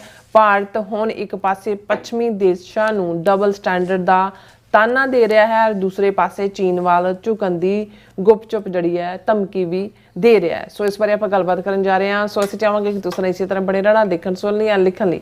ਤੁਹਾਡਾ ਸਭ ਦਾ ਬਹੁਤ ਬਹੁਤ ਸ਼ੁਕਰੀਆ ਜੀ। ਰਾਜ ਸਾਹਿਬ ਕੀ ਕਹਿਣਾ ਚਾਹੋਗੇ? ਦੇਖੋ, ਗੱਲ ਇਹ ਹੈ ਵੀ ਇਸ ਵੇਲੇ ਭਾਰਤ ਦੀ ਜਿਹੜੀ ਧੌਣ ਹੈ, ਗਰਦਨ ਹੈ, ਉਹ ਕੜਿੱਕੀ 'ਚ ਫਸੀ ਹੋਈ ਹੈ। ਜਿਹੜੇ ਪਲੇਨ ਨੀਤੀ ਨਾਲ ਨੇ, ਜੇ ਹੁਣ ਚਾਈਨਾ ਨੇ ਜਾਂ ਰਸ਼ੀਆ ਨੇ ਜੋ ਸਟੈਂਸ ਲਿਆ, ਗਲਤ ਜਾਂ ਠੀਕ ਹੈ, ਡਿਬੇਟੇਬਲ ਹੋ ਸਕਦਾ ਹੈ, ਹਾਂਜੀ, ਪਰ ਚਾਈਨਾ ਪਹਿਲੇ ਦਿਨ ਤੋਂ ਜਦੋਂ ਤੋਂ ਉਹਨੇ ਵਰਲਡ ਟ੍ਰੇਡ ਆਰਗੇਨਾਈਜੇਸ਼ਨ ਜੁਆਇਨ ਕੀਤੀ, ਇੰਟਰਨੈਸ਼ਨਲ ਭਾਈਚਾਰੇ ਦੇ ਵਿੱਚ ਉਹ ਆਇਆ ਔਰ ਜ਼ਾਹਰ ਹੈ ਉਸ ਦੇ ਵਿੱਚ ਅਮਰੀਕਾ ਦਾ ਬਹੁਤ ਵੱਡਾ ਰੋਲ ਸੀ। ਪ੍ਰੈਜ਼ੀਡੈਂਟ ਨਿਕਸਨ ਔਰ ਉਹਨਾਂ ਦੇ ਸੈਕਟਰੀ ਆਫ ਸਟੇਟ ਹੈਨਰੀ ਕਿਸਿੰਜਰ, ਜਿਨ੍ਹਾਂ ਨੇ ਪਾਕਿਸਤਾਨ ਰਾਹੀਂ ਜ਼ੁਲਫਿਕਾਰ ਅਲੀ ਭੁੱਟੋ ਰਾਹੀਂ ਅਪਰੋਚ ਕੀਤੀ ਮਾਓ ਸੇ-ਤੁੰਗ, ਚੋ ਐਨ ਲਾਈ ਤੱਕ, ਔਰ ਚਾਈਨਾ ਨੂੰ ਵੈਲਕਮ ਕੀਤਾ। ਉਦੋਂ ਤੱਕ ਚਾਈਨਾ ਅਜੇ ਉਸੇ ਹੀ ਇੱਕ ਕਮਿਊਨਿਜ਼ਮ ਦੇ ਦੌਰ ਦੇ ਵਿੱਚ ਸੀ। ਉਹਨਾਂ ਨੇ ਆਪਣਾ ਵਾਇਲੈਂਸ ਵੀ ਉਹਨਾਂ ਦੇ ਬਹੁਤ ਜ਼ਿਆਦਾ ਹੋ ਰਹੀ ਸੀ, ਉਹਨਾਂ ਨੇ ਕਿਲਿੰਗਸ ਵੀ ਕੀਤੀਆਂ ਕਲਚਰਲ ਰੈਵੋਲੂਸ਼ਨ ਦੇ ਨਾਂ ਥੱਲੇ। ਲੇਕਿਨ ਚਾਈਨਾ ਨੇ ਆਪਣੀ ਨਿਊਕਲੀਅਰ ਪਾਵਰ ਵੀ ਡਿਵੈਲਪ ਕਰ ਲਈ ਸੀ, ਆਪਣੇ ਮੁਲਕ ਦੇ ਵਿੱਚ ਵੀ ਸਟੇਬਿਲਿਟੀ ਲਿਆਂਦੀ ਸੀ। ਔਰ ਅਮਰੀਕਾ ਨੇ ਵੀ ਦੇਖਿਆ ਕਾਫੀ ਦੇਰ ਤਾਂ ਇਹਨਾਂ ਨੇ, ਜਿਹਨੂੰ ਅੱਜ ਤਾਈਵਾਨ ਕਹਿੰਦੇ ਨੇ, ਇਸ ਦਾ ਪੁਰਾਣਾ ਨਾਮ ਫਾਰਮੂਸਾ ਸੀ, ਉਹਨੂੰ ਸਪੋਰਟ ਕੀਤਾ। ਔਰ ਚਿਆਂਗ ਕਾਈ ਸ਼ੇਕ, ਜਿਹੜਾ ਬਹੁਤ ਸਾਰਾ ਖਜ਼ਾਨਾ ਚੀਨ ਦਾ ਲੈ ਕੇ, ਕਲਚਰਲ ਖਜ਼ਾਨਾ ਵੀ ਫਾਰਮੂਸਾ ਦੌੜ ਗਿਆ ਸੀ, ਉਸ ਤਾਈਵਾਨ ਨੂੰ ਡਿਵੈਲਪ ਕਰਨ ਦੇ ਵਿੱਚ ਵੀ ਬਹੁਤ ਮਦਦ ਕੀਤੀ। ਅੱਜ ਬਹੁਤ ਸਾਰੇ ਸੈਮਾਈ ਕੰਡਕਟਰਸ ਔਰ ਦੂਜੇ ਤੀਜੇ ਜਾਂ ਜਿਹੜੇ ਰੇਅਰ ਅਰਥ ਮਟੀਰੀਅਲ ਨਾਲ ਸੰਬੰਧਿਤ ਕੁਝ ਚੀਜ਼ਾਂ ਬਣਦੀਆਂ ਨੇ ਉਹ ਤਾਈਵਾਨ 'ਚ ਨੇ। ਔਰ ਇਸ ਲਈ ਅਮਰੀਕਾ ਤਾਈਵਾਨ ਨੂੰ ਪ੍ਰੋਟੈਕਟ ਵੀ ਕਰਨਾ ਚਾਹੁੰਦਾ, ਹਾਲਾਂਕਿ ਉਸ ਦਾ ਕੋਈ ਮੁਲਕ ਦਾ ਰੁਤਬਾ ਨਹੀਂ ਹੈ, ਲੇਕਿਨ ਫੁੱਲੀ ਡਿਵੈਲਪਡ ਉਹਨਾਂ ਦੀ ਇਕੋਨਮੀ ਹੈ। ਸੋ ਇਸ ਸਾਰੇ ਦੇ ਚੱਲਦੇ ਚਾਈਨਾ ਨੇ ਤਾਂ ਜਿਹੜਾ ਜੇ ਕਮਿਊਨਿਜ਼ਮ ਤੋਂ ਨਿਕਲ ਕੇ ਉਹਨਾਂ ਨੇ ਆਪਣਾ ਉਹ ਰੂਲ ਤਾਂ ਰੱਖਿਆ, ਕਮਿਊਨਿਸਟ ਪਾਰਟੀ ਲੀਡ ਕਰਦੀ ਹੈ ਚਾਈਨਾ ਨੂੰ, ਕੋਈ ਮਲਟੀ ਪਾਰਟੀ ਸਿਸਟਮ ਜਾਂ ਉਸ ਲੈਵਲ ਦਾ ਵੋਟਿੰਗ ਸਿਸਟਮ ਨਹੀਂ ਹੈ, ਉਹਨਾਂ ਨੇ ਆਪਣਾ ਜੋ ਰੱਖਿਆ ਹੀ ਹੋਇਆ। ਲੇਕਿਨ ਇਕੋਨਮੀ ਵਾਈਜ਼ ਉਹਨਾਂ ਨੇ ਲਿਬਰਲ ਇਕੋਨਮੀ 'ਚ ਆ ਕੇ ਜਿਵੇਂ ਲੌਂਗ ਟਰਮ ਪਲਾਨ ਕਰਕੇ ਅੱਜ ਚਾਈਨਾ ਦੁਨੀਆ ਦੀ ਸਭ ਤੋਂ ਵੱਡੀ ਮੈਨੂਫੈਕਚਰਿੰਗ ਹੱਬ ਹੈ। ਇਹੀ ਕਾਰਨ ਹੈ ਕਿ ਜਦੋਂ ਚਾਈਨਾ ਨਾਲ ਕੱਟ ਆਫ ਕਰਨ ਦੀ ਭਾਰਤ ਨੇ ਜਿਹੜਾ 2020 ਤੋਂ ਬਾਅਦ ਕਿਹਾ ਜੀ ਅਸੀਂ ਕੱਟ ਆਫ ਕਰ ਰਹੇ ਹਾਂ, ਲੇਕਿਨ ਅੱਜ ਵੀ ਅਸੀਂ ਦੇਖਦੇ ਹਾਂ ਕਿ $127 ਬਿਲੀਅਨ ਦੀ ਜਿਹੜੀ ਹੈ, $117 ਬਿਲੀਅਨ ਦੀ ਟ੍ਰੇਡ ਹੈ ਚਾਈਨਾ ਦੀ, ਜਿਹਦੇ ਵਿੱਚ $100 ਬਿਲੀਅਨ ਸਰਪਲਸ ਹੈ। ਇਸੇ ਤਰ੍ਹਾਂ ਅਮਰੀਕਾ 'ਚ ਜੋ ਮਰਜ਼ੀ ਇੱਥੋਂ ਵਾਲਿਆਂ ਨੇ ਬਾਈਡਨ ਦੇ ਪੀਰੀਅਡ ਤੋਂ ਜਾਂ ਓਬਾਮਾ ਪੀਰੀਅਡ ਤੋਂ ਹੀ ਐਂਟੀ ਚਾਈਨਾ ਲਾਈਨ ਲਈ, ਲੇਕਿਨ ਅਸੀਂ ਦੇਖਦੇ ਹਾਂ ਇਹਦੇ ਬਾਵਜੂਦ 600 ਤੋਂ 800 ਬਿਲੀਅਨ ਦਾ ਟ੍ਰੇਡ ਸਰਪਲਸ ਹੈ। ਜੇ ਅੱਜ ਉਹ ਪ੍ਰੋਡਕਟ ਆਉਣੇ ਬੰਦ ਹੋ ਜਾਂਦੇ ਨੇ, ਹਾਲਾਂਕਿ ਜਦੋਂ ਟੈਰਿਫ ਲਾਉਣ ਦੀ ਗੱਲ ਹੋਈ ਫਿਰ ਬੈਕ ਆਫ ਕਰਨਾ ਪਿਆ। ਜੇ ਗੱਲਬਾਤ ਉਹਨਾਂ ਦੀ ਚੱਲ ਰਹੀ ਹੈ ਕਿਉਂਕਿ ਇੱਥੇ ਤਾਂ ਸਭ ਕੁਝ ਖਲੋ ਜਾਏਗਾ, ਇੱਥੇ ਤਾਂ ਹਰ ਚੀਜ਼ ਜਿਹੜੀ ਹੈ ਉਹ ਤੁਹਾਨੂੰ ਉੱਥੋਂ ਦੀ ਬਣੀ ਮਿਲਦੀ ਹੈ। ਸੋ ਉਹਨਾਂ ਨੇ ਆਪਣੇ ਆਪ ਨੂੰ ਨੀਤੀ ਉਹਨਾਂ ਨੇ ਬੜੀ ਕਲੀਅਰ ਰੱਖੀ। ਹਾਲਾਂਕਿ ਮੈਨੂੰ ਯਾਦ ਹੈ ਕਿ ਸ਼ੀ ਜਿਨਪਿੰਗ ਤੋਂ ਪਹਿਲਾਂ ਜਿਹੜਾ ਪ੍ਰੈਜ਼ੀਡੈਂਟ ਸੀ ਚਾਈਨਾ ਦਾ, ਪਤਾ ਨਹੀਂ ਡਿੰਗ ਡੋਂਗ ਇੱਦਾਂ ਦਾ ਉਹਦਾ ਨਾਂ ਸੀ, ਉਹਨੂੰ ਕਿਸੇ ਨੇ ਪੁੱਛਿਆ ਸੀ, ਪੱਤਰਕਾਰ ਨੇ, ਕਿ ਜੀ ਤੁਹਾਡੀ ਤਾਂ ਕਮਿਊਨਿਸਟ ਆਈਡੀਓਲੋਜੀ ਸੀ, ਤੁਸੀਂ ਤਾਂ ਕਾਰਪੋਰੇਟ ਔਰ ਇਹ ਸਾਰਿਆਂ ਦੇ ਖਿਲਾਫ ਸੀ, ਹੁਣ ਤੁਸੀਂ ਬਿਲਕੁਲ ਉਸ ਦੇ ਸਿਸਟਮ 'ਚ ਹੀ ਆ ਗਏ ਹੋ ਔਰ ਇਹ ਤੁਹਾਡੀ ਆਈਡੀਓਲੋਜੀ ਕਿੱਥੇ ਗਈ? ਤਾਂ ਉਹਨੇ ਉਹ ਚਾਈਨੀਜ਼ ਦੇ ਵਿੱਚ ਉਹਨਾਂ ਦਾ ਮੈਂਡਰਿਨ ਡਾਇਲੈਕਟ ਹੈ ਜਿਹੜਾ ਉਹਨਾਂ ਦਾ ਸਟੇਟ ਹੈ, ਹਾਲਾਂਕਿ ਚਾਈਨੀਜ਼ ਦੇ ਵੀ ਕਿੰਨੇ ਹੀ ਚਾਈਨਾ ਦੇ ਡਾਇਲੈਕਟ ਨੇ, ਉਹ 'ਚ ਉਹਨੇ ਕਿਹਾ, ਜਿਹਨੂੰ ਅੰਗਰੇਜ਼ੀ ਵਾਲਿਆਂ ਨੇ ਟਰਾਂਸਲੇਟ ਕੀਤਾ, ਉਹਨੇ ਕਿਹਾ ਕਿ ਵੀ it doesn't matter that color of the cat is black or white. Cat should know how to catch mice. ਕਿ ਬਿੱਲੀ ਕਾਲੇ ਰੰਗ ਦੀ ਹੈ ਕਿ ਚਿੱਟੇ ਰੰਗ ਦੀ ਹੈ ਇਹਦੇ ਨਾਲ ਫਰਕ ਨਹੀਂ ਪੈਂਦਾ, ਉਹਨੂੰ ਚੂਹੇ ਫੜਨੇ ਹੋਣੇ ਚਾਹੀਦੇ। ਸੋ ਜ਼ਾਹਰ ਹੈ ਕਿ ਵੀ ਚਾਈਨਾ ਨੇ ਆਪਣਾ ਇੱਕ ਸਿਸਟਮ ਵੀ ਕਾਇਮ ਰੱਖਿਆ ਜਿਹੜਾ ਕਮਿਊਨਿਜ਼ਮ ਦਾ ਪਾਰਟ ਹੈ, ਲੇਕਿਨ ਇਕੋਨਮੀ ਦੇ ਪੱਖੋਂ ਇਹਨਾਂ ਦੀ ਜਿਹੜੀ ਹੈ ਪਲੇ ਬੁੱਕ ਦੇ ਰਾਹੀਂ, ਇਹਨਾਂ ਦੇ ਰੂਲਸ ਆਫ ਦਾ ਗੇਮ ਰਾਹੀਂ ਚਾਈਨਾ ਨੇ ਸਭ ਤੋਂ ਵੱਡੀ ਮੈਨੂਫੈਕਚਰਿੰਗ ਹੱਬ ਵੀ ਬਣਿਆ, ਸੈਕੰਡ ਵੱਡੀ ਇਕੋਨਮੀ ਵੀ ਬਣਿਆ। ਜੇ ਅਮਰੀਕਾ ਦੀ ਇਕੋਨਮੀ 29 ਟ੍ਰਿਲੀਅਨ ਡਾਲਰ ਹੈ, 22-23 ਟ੍ਰਿਲੀਅਨ ਡਾਲਰ ਦੇ ਨਾਲ ਉਸ ਤੋਂ ਵੀ ਬਿਯੋਂਡ ਜਾ ਕੇ ਜਿਸ ਲੈਵਲ ਦੇ ਉੱਤੇ one belt one road initiative ਔਰ ਦੂਸਰਾ ਕੀਤਾ। ਹੁਣ ਉਹ ਅਮਰੀਕਾ ਨੂੰ ਜੇ ਅੱਖਾਂ ਦਿਖਾਉਣ ਜਾਂ ਦਿਖਾਉਂਦੇ ਨੇ ਜਾਂ ਆਪਣੀ ਲਾਈਨ ਦੇ ਉੱਤੋਂ ਉਹ ਵੱਜ ਨਹੀਂ ਹੋਏ, ਜਾਂ ਈਵਨ ਰਸ਼ੀਆ ਨੂੰ ਆਪਣੇ ਵੱਲ ਖਿੱਚਿਆ ਕਿਉਂਕਿ ਉਹਨਾਂ ਦੇ ਕੋਲ ਐਬਿਲਿਟੀ ਹੈ। ਹੁਣ ਤੁਸੀਂ ਇੱਕ ਪਾਸੇ ਤਾਂ ਆਪਣੇ ਆਪ ਨੂੰ ਵਿਸ਼ਵ ਗੁਰੂ ਔਰ ਝੂਠ ਔਰ ਦੂਜਾ ਸਹਾਰਾ ਲੈ ਕੇ ਕੁਝ ਦੱਸ ਰਹੇ ਹੋ ਜਿਹੜਾ ਤੁਹਾਡੇ ਪੱਲੇ ਕੁਝ ਨਹੀਂ ਹੈ। ਤੇ ਅਲਟੀਮੇਟਲੀ ਫਿਰ ਕੀ ਹੁੰਦਾ ਵੀ ਇੱਕ ਦਿਨ ਤਾਂ ਜਿਹਨੂੰ ਕਹਿੰਦੇ ਨੇ ਪਾਜ ਮਲਮਾ ਲੈ ਜਾਏਗਾ। ਬਿਲਕੁਲ। ਅੱਛਾ, ਦੂਸਰਾ ਪੱਖ ਹੁੰਦਾ ਹੈ ਜਿਸ ਨੂੰ ਗੁਰੂ ਸਾਹਿਬ ਨੇ ਯਾਦ ਦਹਾਨੀ ਕਰਵਾਈ ਕਿ ਵੀ ਸਲਾਮ ਜਵਾਬ ਦੋਵੇਂ ਕਰੇ ਮੁੱਢੋਂ ਕੁੱਥਾ ਜਾਏ। ਵੀ ਤੁਸੀਂ ਜੇ ਤੁਹਾਡੇ ਕੋਲ ਕੁਝ ਹੈ ਨਹੀਂ, ਤੁਹਾਡੇ ਪੱਲੇ ਨਹੀਂ ਹੈ, ਤੇ ਜਾਂ ਤੁਸੀਂ ਸਲਾਮ ਕਰੋ। ਸਲਾਮ ਦਾ ਮਤਲਬ ਹੈ ਵੀ ਰਿਸਪੈਕਟਫੁਲ ਹੋ ਕੇ ਕਿਸੇ ਦੇ ਅੱਗੇ ਕਾਊਟਾਊ ਕਰਕੇ ਆਪਣਾ ਵਕਤ ਕੱਢੋ। ਤੇ ਜੇ ਤੁਹਾਡੇ ਕੋਲ ਸਟਰੈਂਥ ਹੈ ਚਾਈਨਾ ਵਾਂਗ, ਫਿਰ ਤੁਸੀਂ ਜਵਾਬ ਤਲਬੀ ਕਰੋ, ਫਿਰ ਤੁਸੀਂ ਬਰਾਬਰ ਅੱਖਾਂ 'ਚ ਅੱਖਾਂ ਪਾ ਕੇ ਕਰੋ। ਹੁਣ ਤੁਸੀਂ ਜੇ ਇੱਕੋ ਵੇਲੇ ਸਲਾਮ ਵੀ ਕਰਦੇ ਹੋ ਤੇ ਜਵਾਬ ਵੀ ਮੰਗਦੇ ਹੋ, ਸਲਾਮ ਜਵਾਬ ਦੋਵੇਂ ਕਰੇ ਮੁੱਢੋਂ ਕੁੱਥਾ, ਫਿਰ ਤੁਹਾਡੀ ਜੜ ਨਿਕਲ ਜਾਂਦੀ ਹੈ, ਫਿਰ ਤੁਹਾਡੇ ਪੱਲੇ ਹੀ ਕੁਛ ਨਹੀਂ ਹੈ। ਸੋ ਇੰਡੀਆ ਦਾ ਹਾਲ ਇਹੀ ਹੈ। ਹੁਣ ਉਹਨਾਂ ਨੇ ਖਾਸ ਤੌਰ ਤੇ ਇਸ ਮੋਦੀ ਸਰਕਾਰ ਨੇ ਔਰ ਐਸ ਜੈ ਸ਼ੰਕਰ ਦੇ ਥੱਲੇ ਜਿਵੇਂ ਆਪਣੀ ਫੋਰਨ ਪਾਲਿਸੀ ਦਾ ਜਨਾਜ਼ਾ ਕੱਢਿਆ, ਇੱਕ ਪਾਸੇ ਅਮਰੀਕਾ ਦੇ ਜਿਹੜਾ ਹੈ ਉਹ ਪਾੜੇ 'ਚ ਵੀ ਖੇਡਣ ਦੀ ਲਾਈਨ ਰੱਖੀ, ਦੂਜੇ ਪਾਸੇ ਅਮਰੀਕਾ ਦੀ ਧਰਤੀ ਤੇ ਟਰਾਂਸਨੈਸ਼ਨਲ ਰਿਪਰੈਸ਼ਨ ਵੀ ਕੀਤਾ ਜੀ, ਉਹਨਾਂ ਦੇ ਸਿਟੀਜ਼ਨ ਨੂੰ ਮਾਰਨ ਦੀ ਲਾਈਨ ਵੀ ਲਈ। ਇੱਕ ਪਾਸੇ ਅਮਰੀਕਾ ਦੇ ਨਾਲ ਹੋਣ ਦਾ ਦਾਅਵਾ, ਦੂਜੇ ਪਾਸੇ ਰਸ਼ੀਆ ਦੇ ਖਿਲਾਫ ਨਾ ਕੋਈ ਬਿਆਨਬਾਜ਼ੀ, ਨਾ ਕੋਈ ਜਿਹੜੀ ਮਤਾ ਆਇਆ ਉਹਦੇ 'ਚ ਅਬਸਟੇਨ ਕੀਤਾ ਜਾਂ ਵਿਰੋਧ 'ਚ ਵੋਟ ਪਾਈ। ਔਰ ਵਰਸਟ ਗੱਲ ਜਿਹੜੀਆਂ ਸੈਂਕਸ਼ਨਸ ਰਸ਼ੀਆ ਦੇ ਉੱਤੇ ਲੱਗੀਆਂ ਉਹਨਾਂ ਨੂੰ ਫਲਾਊਟ ਕੀਤਾ। ਉਹਨਾਂ ਦਾ ਕਰੂਡ ਆਇਲ ਜਿਹੜਾ ਮਲਟੀਪਲ ਟਾਈਮ ਜ਼ਿਆਦਾ ਰੂਟੀਨ ਨਾਲੋਂ ਵੀ ਉਹ ਬਾਏ ਕੀਤਾ, ਉਹਨੂੰ ਪ੍ਰੋਸੈਸ ਕਰਕੇ ਆਪਣੀਆਂ ਰਿਫਾਈਨਰੀਜ਼ ਦੇ ਵਿੱਚ ਯੂਰਪ ਦੀ ਮਾਰਕੀਟ ਸੁੱਟਿਆ। ਇਹਨਾਂ 3 ਸਾਲਾਂ 'ਚ ਰਸ਼ੀਆ ਦੀ ਇਕਨੋਮੀ ਹੋਰ ਵੀ ਅੱਗੇ ਗਈ। ਹੁਣ ਇਹ ਸਾਰੇ ਚੱਲਦਾ ਰਿਹਾ, 3-4 ਸਾਲ ਤਾਂ ਚੱਲ ਰਿਹਾ ਬੜਾ। ਉਹਨਾਂ ਨੇ ਇੰਡੀਆ ਨੇ ਵੀ ਕਿਹਾ ਜੀ ਸਾਡੀ ਗਰੋਥ ਰੇਟ ਇੱਥੇ ਪਹੁੰਚ ਗਿਆ, ਉੱਥੇ ਪਹੁੰਚ ਗਿਆ, ਇਹ ਉਹ ਹੈ, ਚੀਪਰ ਸਾਨੂੰ ਆਇਲ ਮਿਲ ਰਿਹਾ। ਲੇਕਿਨ ਅਲਟੀਮੇਟਲੀ ਕਦੋਂ ਤੱਕ ਇਹ ਇਸ ਕਿਸਮ ਦੀ ਜਿਹੜੀ ਦੋਬਾਜਰੀ ਲਾਈਨ ਹੈ ਉਹ ਚੱਲਣੀ ਸੀ। ਟਰੰਪ ਨੇ ਆਂਦਿਆਂ ਹੀ ਜਿਹੜਾ ਉਹ ਸਿੱਧੇ ਕਰਨੇ ਸ਼ੁਰੂ ਕਰ ਦਿੱਤੇ। ਔਰ ਹੁਣ ਇਹਨਾਂ 6 ਮਹੀਨਿਆਂ 'ਚ ਅਸੀਂ ਦੇਖਦੇ ਹਾਂ ਕਿ ਇੱਕ ਪਾਸੇ ਰਿਪੀਟਡਲੀ ਪਹਿਲਾਂ ਤਾਂ ਟਰੰਪ ਨੇ ਟੈਰਿਫ ਕਿੰਗ ਕਿਹਾ, ਫਿਰ ਇਹਨਾਂ ਦੀ ਔਕਾਤ ਦੱਸੀ ਕੀ ਹੈ, ਤੇ ਰਸ਼ੀਆ ਦੇ ਮੁੱਦੇ ਦੇ ਉੱਤੇ ਜਿਹੜਾ ਟਰੰਪ ਨੇ ਤਾਂ ਉਹ ਜੋ ਲਾਈਨ ਲਈ ਹੈ। ਲੇਕਿਨ ਇਸ ਵੇਲੇ ਜਿਹੜਾ ਉਹਨਾਂ ਦੇ ਲਈ ਇੱਕ ਹੋਰ ਬਹੁਤ ਵੱਡੀ ਸਿਰਦਰਦੀ ਬਣੀ ਹੋਈ ਹੈ, ਉਹਦਾ ਬੇਸ਼ੱਕ ਅਸੀਂ ਜ਼ਿਕਰ ਪਿਛਲੇ 2 ਦਿਨ ਦੇ ਪ੍ਰੋਗਰਾਮਾਂ 'ਚ ਵੀ ਕੀਤਾ।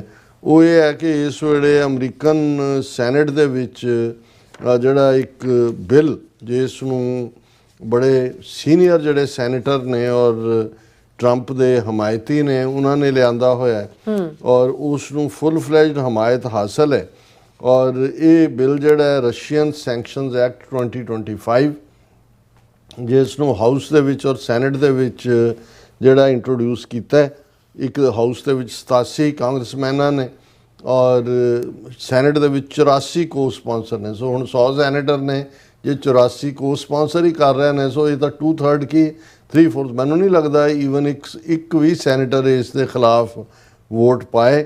ਔਰ ਉਸ ਦੇ ਵਿੱਚ ਜਿਹੜਾ ਸੈਕਸ਼ਨ 17 ਹੈ ਇਸ ਬਿੱਲ ਦਾ, ਉਹ ਇਸ ਜਿਹੜਾ ਜਦੋਂ ਐਕਟ ਬਣੇਗਾ ਉਹ ਇਹ ਪ੍ਰਪੋਜ਼ ਕਰਦਾ ਹੈ ਕਿ ਜਿਹੜਾ ਵੀ ਰਸ਼ੀਆ ਦੇ ਨਾਲ ਕੋਈ ਵੀ oil, uranium, natural gas, petroleum products ਤੇ ਪੈਟਰੋਕੈਮੀਕਲ ਪ੍ਰੋਡਕਟਸ ਜਿਹੜੇ ਨੇ ਉਹਨਾਂ ਦੇ ਵਿੱਚ ਡੀਲ ਕਰੇਗਾ, ਉਹਦੇ ਤੇ 500% ਐਕਸਟਰਾ ਟੈਰਿਫ ਲੱਗੇਗੀ।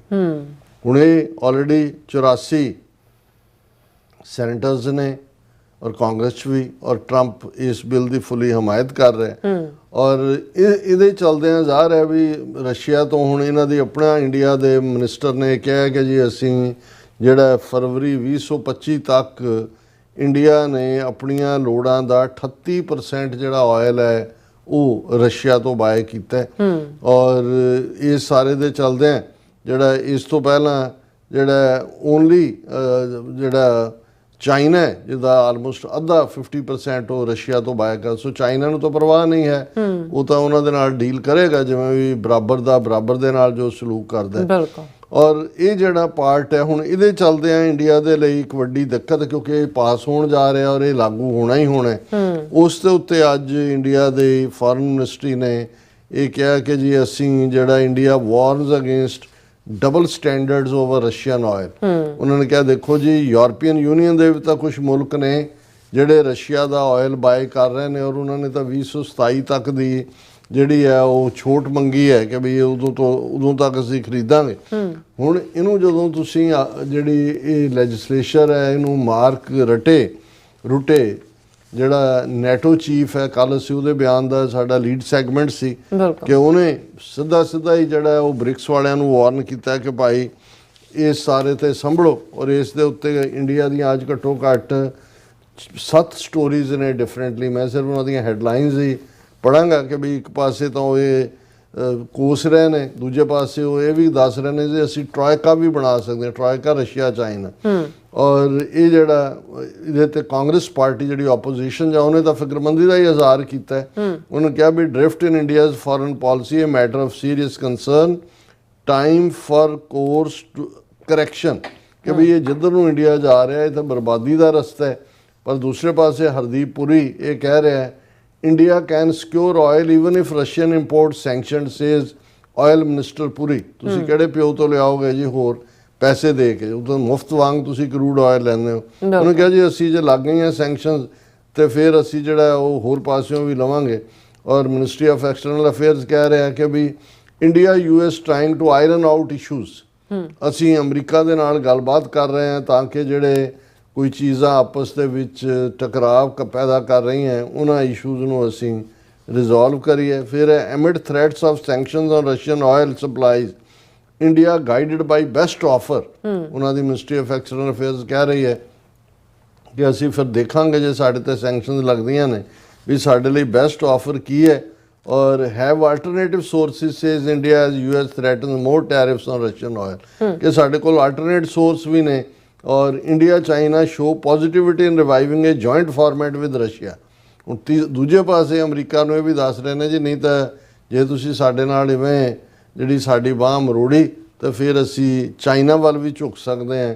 ਔਰ ਹਾਲਾਂ ਉਹਨਾਂ ਨੇ ਚਾਈਨਾ ਇਹ ਚਾਹੁੰਦਾ ਕਿ ਟਰਾਇਕਾ ਬਣੇ ਚਾਈਨਾ ਰਸ਼ੀਆ ਇੰਡੀਆ ਦਾ, ਪਰ Delhi says no meeting planned yet as China want troika with Russia. ਔਰ ਅਜੇ ਤੱਕ ਕੋਈ ਵੀ ਉਹਨਾਂ ਨੇ ਇੰਡੀਆ ਦਾ ਕਹਿਣਾ no discussions under way for Russia India China meeting.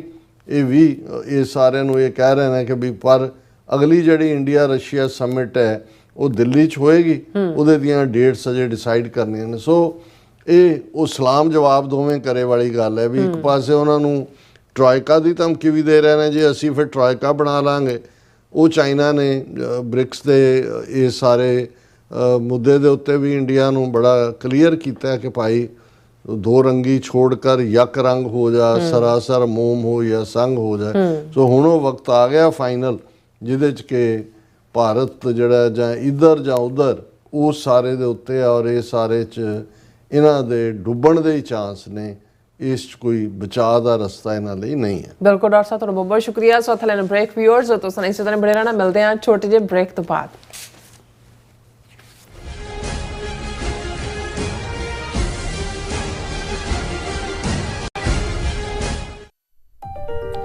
FBI ਤੋਂ ਮੈਂ ਹਾਂ ਸੁਖਵੀਰ ਕੌਰ ਤੇ ਹੁਣ ਸੁਣੋ FBI ਵੱਲੋਂ ਜ਼ਰੂਰੀ ਜਾਣਕਾਰੀ।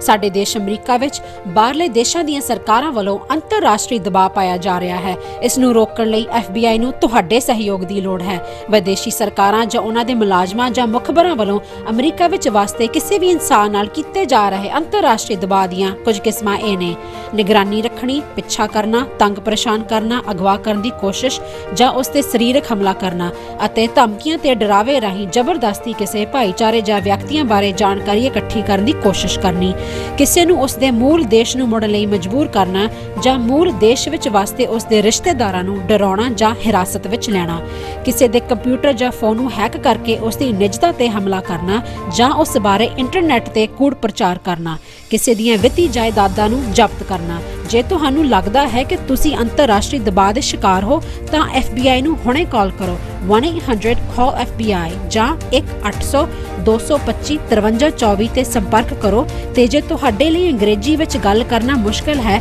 ਤਾਂ ਤੁਸੀਂ ਪੰਜਾਬੀ ਵਿੱਚ ਗੱਲ ਕਰਨ ਲਈ ਕਹਿ ਸਕਦੇ ਹੋ, ਜਾਂ FBI ਦੀ ਵੈਬਸਾਈਟ tips.fbi.gov ਤੇ ਆਪਣੀ ਸ਼ਿਕਾਇਤ ਦਰਜ ਕਰਾਓ। ਹੋਰ ਜਾਣਕਾਰੀ ਲਈ ਦੇਖੋ fbi.gov /TNR। ਜੇਕਰ ਤੁਸੀਂ ਤੁਰੰਤ ਸਰੀਰਕ ਖਤਰੇ ਵਿੱਚ ਹੋ ਤਾਂ 911 ਤੇ ਕਾਲ ਕਰੋ। FBI ਵੱਲੋਂ ਤੁਹਾਡੀ ਰਿਪੋਰਟ ਕਦੀ ਵੀ ਕਿਸੇ ਵਿਦੇਸ਼ੀ ਸਰਕਾਰ ਨਾਲ ਸਾਂਝੀ ਨਹੀਂ ਕੀਤੀ ਜਾਵੇਗੀ। FBI ਦਾ ਮਨੋਰਥ ਅਮਰੀਕਾ ਵਿੱਚ ਵਸਦੇ ਲੋਕਾਂ ਦੀ ਰੱਖਿਆ ਕਰਨਾ ਅਤੇ ਯੂਨਾਈਟਿਡ ਸਟੇਟਸ ਦੇ ਸੰਵਿਧਾਨ ਨੂੰ ਕਾਇਮ ਰੱਖਣਾ ਹੈ।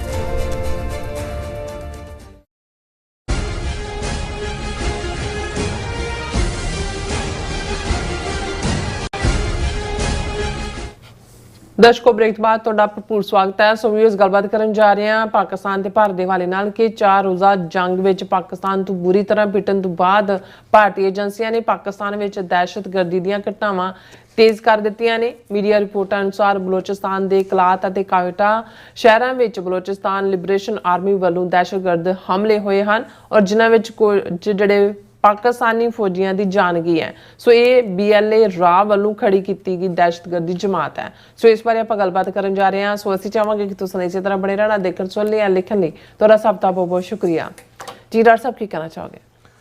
ਦੇਖੋ, ਮੋਦੀ ਹੋਏ, S ਜੈ ਸ਼ੰਕਰ ਹੋਏ, ਰਾਜਨਾਥ ਸਿੰਘ ਹੋਏ, ਇਹ ਜਦੋਂ ਇੰਟਰਨੈਸ਼ਨਲ ਪਲੇਟਫਾਰਮਸ ਦੇ ਉੱਤੇ ਜਾਂਦੇ ਨੇ ਤੇ ਸਭ ਤੋਂ ਜ਼ਿਆਦਾ ਜਿਹੜੀ ਹਾਲ ਦੁਹਾਈ ਪਾਉਂਦੇ ਹੈ ਉਹ ਦਹਿਸ਼ਤਗਰਦੀ ਦੇ ਥੱਲੇ, ਇੰਟਰਨੈਸ਼ਨਲ ਟੈਰਰਿਜ਼ਮ ਔਰ ਇਹ ਵੱਡਾ ਦੁਸ਼ਮਣ, ਇਨਸਾਨੀਅਤ ਦਾ ਦੁਸ਼ਮਣ। ਪਰ ਕਦੇ ਵੀ ਹੁਣ ਲੇਟਲੀ ਪਾਕਿਸਤਾਨ ਦੀ ਪਾਲਿਸੀ ਦੇ ਵਿੱਚ ਤਬਦੀਲੀ ਆਈ ਹੈ ਜਿਹਦੇ 'ਚ ਕਿ ਉਹ ਭਾਰਤ ਨੂੰ ਸਿੱਧਾ ਚੈਲੰਜ ਕਰਦੇ ਨੇ। ਪਰ ਬਹੁਤ ਵਾਰ ਅਸੀਂ ਇਸ ਪਲੇਟਫਾਰਮ ਤੋਂ ਵੀ ਇਹ ਗੱਲ ਦੁਹਰਾਉਂਦੇ ਰਹੇ ਕਿ ਪਾਕਿਸਤਾਨ ਜਿਸ ਦੇ ਵਿੱਚ ਭਾਰਤੀ ਏਜੰਸੀਆਂ ਦੀ ਘੁਸਪੈਠ ਨੇ ਉੱਥੇ ਦਹਿਸ਼ਤਗਰਦੀ ਨੂੰ ਜਨਮ ਹੀ ਨਹੀਂ ਦਿੱਤਾ। ਇਹ ਔਨ ਰੈਕਰਡ ਹੈ ਕਿ ਵੀ ਭਾਰਤ ਨੇ ਮੁਕਤੀ ਵਾਹਿਨੀ ਜਿਹੜੀ ਉਹਨਾਂ ਦੀ ਬਣਾਈ ਹੋਈ ਇੱਕ ਜਿਹੜੀ ਹੈ ਉਹ ਗੁਰਿਲਾ ਜਥੇਬੰਦੀ ਸੀ ਭਾਰਤੀ ਫੌਜ ਦੀ, ਉਹਦੇ ਰਾਹੀਂ ਪਾਕਿਸਤਾਨ ਨੂੰ 2 ਹਿੱਸਿਆਂ ਦੇ ਵਿੱਚ ਤੋੜਿਆ। ਇਹਦੇ ਬਾਰੇ ਕੋਈ ਦੋਰਾਵਾ ਨਹੀਂ ਹੈ ਕਿ ਵੀ ਮੁਕਤੀ ਵਾਹਿਨੀ। ਔਰ ਇਹ ਗੱਲ ਈਵਨ ਮੋਦੀ ਨੇ ਢਾਕੇ ਜਾ ਕੇ ਜਦੋਂ ਸ਼ੇਖ ਹਸੀਨਾ ਸੀ ਉਹਦੇ 'ਚ ਉਹਨੇ ਕਿਹਾ ਸੀ ਕਿ ਵੀ ਅਸੀਂ ਪਾਕਿਸਤਾਨ ਤੋੜਨ 'ਚ ਜਿਹੜਾ ਹੈ ਉਹ ਲਿਆ ਪਾਰਟ, ਔਰ ਕੋਈ ਦੋਰਾਵਾਂ ਵੀ ਨਹੀਂ ਨੇ। ਫਿਰ ਭਾਰਤ ਨੇ ਕਿਵੇਂ ਸ੍ਰੀਲੰਕਾ ਵਰਗੇ ਮੁਲਕ ਦੇ ਵਿੱਚ ਲਿਟੇ ਵਰਗੀ ਜਥੇਬੰਦੀ ਜਿਹੜੀ ਤਾਮਿਲ ਟਾਈਗਰਸ ਔਰ liberation tigers of Tamil Eelam Prabhakaran, ਔਰ ਉਹਨੂੰ ਟ੍ਰੇਨਡ ਕਰਕੇ ਕਿਵੇਂ ਜਿਹੜਾ ਉੱਥੇ ਸਿਵਲ ਵਾਰ ਕਰਵਾਈ ਜਿਹਦੇ 'ਚ 50,000 ਤੋਂ ਜ਼ਿਆਦਾ ਸਿਵਿਲੀਅਨ ਉਹ ਤਾਮਿਲ ਹੋਣ, ਸਿਆਲੀਸ ਹੋਣ, ਇਸ ਤੋਂ ਨੰਬਰ ਹੋਰ ਵੀ ਜ਼ਿਆਦਾ ਹੋ ਸਕਦਾ ਹੈ, ਉਹ ਕਰਵਾਇਆ। ਔਰ ਉਹਦੇ ਇਵਜ਼ ਵਿੱਚ ਰਾਜੀਵ ਗਾਂਧੀ ਨੂੰ ਉਹਨਾਂ ਦੀ ਜਿਹੜਾ ਉਹਨਾਂ ਨੇ ਮਾਰਿਆ ਤਾਮਿਲਾਂ ਨੇ ਕਿ ਵੀ ਸਾਡੇ ਨਾਲ ਤਾਂ ਧੋਖਾ ਕੀਤਾ। ਹੁਣ ਕਿੰਨੀ ਵੱਡੀ ਦਹਿਸ਼ਤਗਰਦੀ ਸ੍ਰੀਲੰਕਾ ਦੇ ਵਿੱਚ ਇਹਨਾਂ ਨੇ ਕੀਤੀ। ਔਰ ਲਗਾਤਾਰਤਾ ਦੇ ਨਾਲ ਵਿਦਿਨ ਪਾਕਿਸਤਾਨ ਜੇ ਇਹਨਾਂ ਨੇ ਅਫਗਾਨਿਸਤਾਨ ਦੇ ਵਿੱਚ ਇਹਨਾਂ ਦੀ ਕੀ ਦਿਲਚਸਪੀ ਹੈ ਕਿਉਂਕਿ ਉੱਥੇ ਉਹਨਾਂ ਨੂੰ ਹਾਇਰ ਕਰਦੇ ਨੇ, ਉਹਨਾਂ ਰਾਹੀਂ ਵਿਦਿਨ ਪਾਕਿਸਤਾਨ ਦਹਿਸ਼ਤਗਰਦੀ ਦੀਆਂ ਘਟਨਾਵਾਂ ਕਰਵਾਈਆਂ ਜਾਂਦੀਆਂ ਨੇ। ਔਰ ਹੁਣ ਖਾਸ ਤੌਰ 'ਤੇ ਜਦੋਂ ਦਾ 7 ਮਈ ਤੋਂ 10 ਮਈ ਤੱਕ 4 ਰੋਜ਼ਾ ਡਰੋਨ ਮਿਸਾਈਲ ਵਾਰਫੇਅਰ ਦੇ ਵਿੱਚ ਭਾਰਤ ਬੁਰੀ ਤਰ੍ਹਾਂ ਪਿੱਟਿਆ ਔਰ ਇਹਨਾਂ ਨੂੰ ਪਤਾ ਨਹੀਂ ਲੱਗ ਰਿਹਾ ਕਿ ਵੀ ਇਹ ਕੀ ਨੈਰੇਟਿਵ ਇਹਨਾਂ ਨੇ ਕਦੇ ਜਿੱਤ ਦਾ ਕਦੇ ਕੁਛ ਬਣਾਉਣ ਦੀ ਕੋਸ਼ਿਸ਼ ਕੀਤੀ, ਲੇਕਿਨ ਉਹ ਗੱਲ ਚੱਲੀ ਨਹੀਂ ਹੈ। ਜਿਵੇਂ ਅਸੀਂ ਕੱਲ੍ਹ ਦੇ ਪ੍ਰੋਗਰਾਮ 'ਚ ਵੀ ਕਿਹਾ ਸੀ ਕਿ ਅਜੀਤ ਡੋਵਾਲ ਰਾਹੀਂ ਪਹਿਲਾਂ ਇਹ ਹੋਇਆ ਕਿ ਜੀ ਸਾਡਾ ਤਾਂ ਕੋਈ ਖਿੜਕੀ ਦਾ ਸ਼ੀਸ਼ਾ ਵੀ ਨਹੀਂ ਟੁੱਟਿਆ। ਫਿਰ ਕੱਲ ਜਿਹੜਾ ਉਹਨਾਂ ਦਾ ਡਿਪਟੀ ਹੈ ਚੌਹਾਨ ਫੌਜੀ, ਉਹਦੇ ਤੋਂ ਕਹਾਤਾ ਕਿ ਜੀ ਇਹ ਪਾਕਿਸਤਾਨ ਦੇ ਜਿਹੜੇ ਸੀ ਡਰੋਨ ਉਹਨਾਂ ਨੇ ਸਾਡਾ ਕੋਈ ਨੁਕਸਾਨ ਨਹੀਂ ਕੀਤਾ। ਪਰ ਨਾਲ ਦੀ ਨਾਲ ਉਹਦੇ ਮੂੰਹੋਂ ਨਿਕਲਿਆ ਵੀ ਜਿਹੜੀ ਹੈ ਉਹ ਅੱਜ ਦੀ ਜੰਗ ਕੱਲ ਦੇ ਹਥਿਆਰਾਂ ਨਾਲ ਨਹੀਂ ਜਿੱਤੀ ਜਾ ਸਕਦੀ, ਅੱਜ ਦੀ ਜੰਗ ਜਿੱਤਣ ਲਈ ਆਉਣ ਵਾਲੇ ਕੱਲ ਦੇ ਹਥਿਆਰ ਚਾਹੀਦੇ ਨੇ। ਸੋ ਜ਼ਾਹਰ ਹੈ ਵੀ ਇਹਨਾਂ ਨੂੰ ਆਪਣੀ ਜਿਹੜੀ ਆ ਟੋਟਲ ਫੇਲਿਅਰ ਦਾ ਅਹਿਸਾਸ ਹੋਇਆ ਕਿ ਵੀ ਕਿਸ ਲੈਵਲ ਤੇ ਜਾ ਕੇ ਇਹਨਾਂ ਨੂੰ ਕੁੱਟ ਪਈ ਹੈ।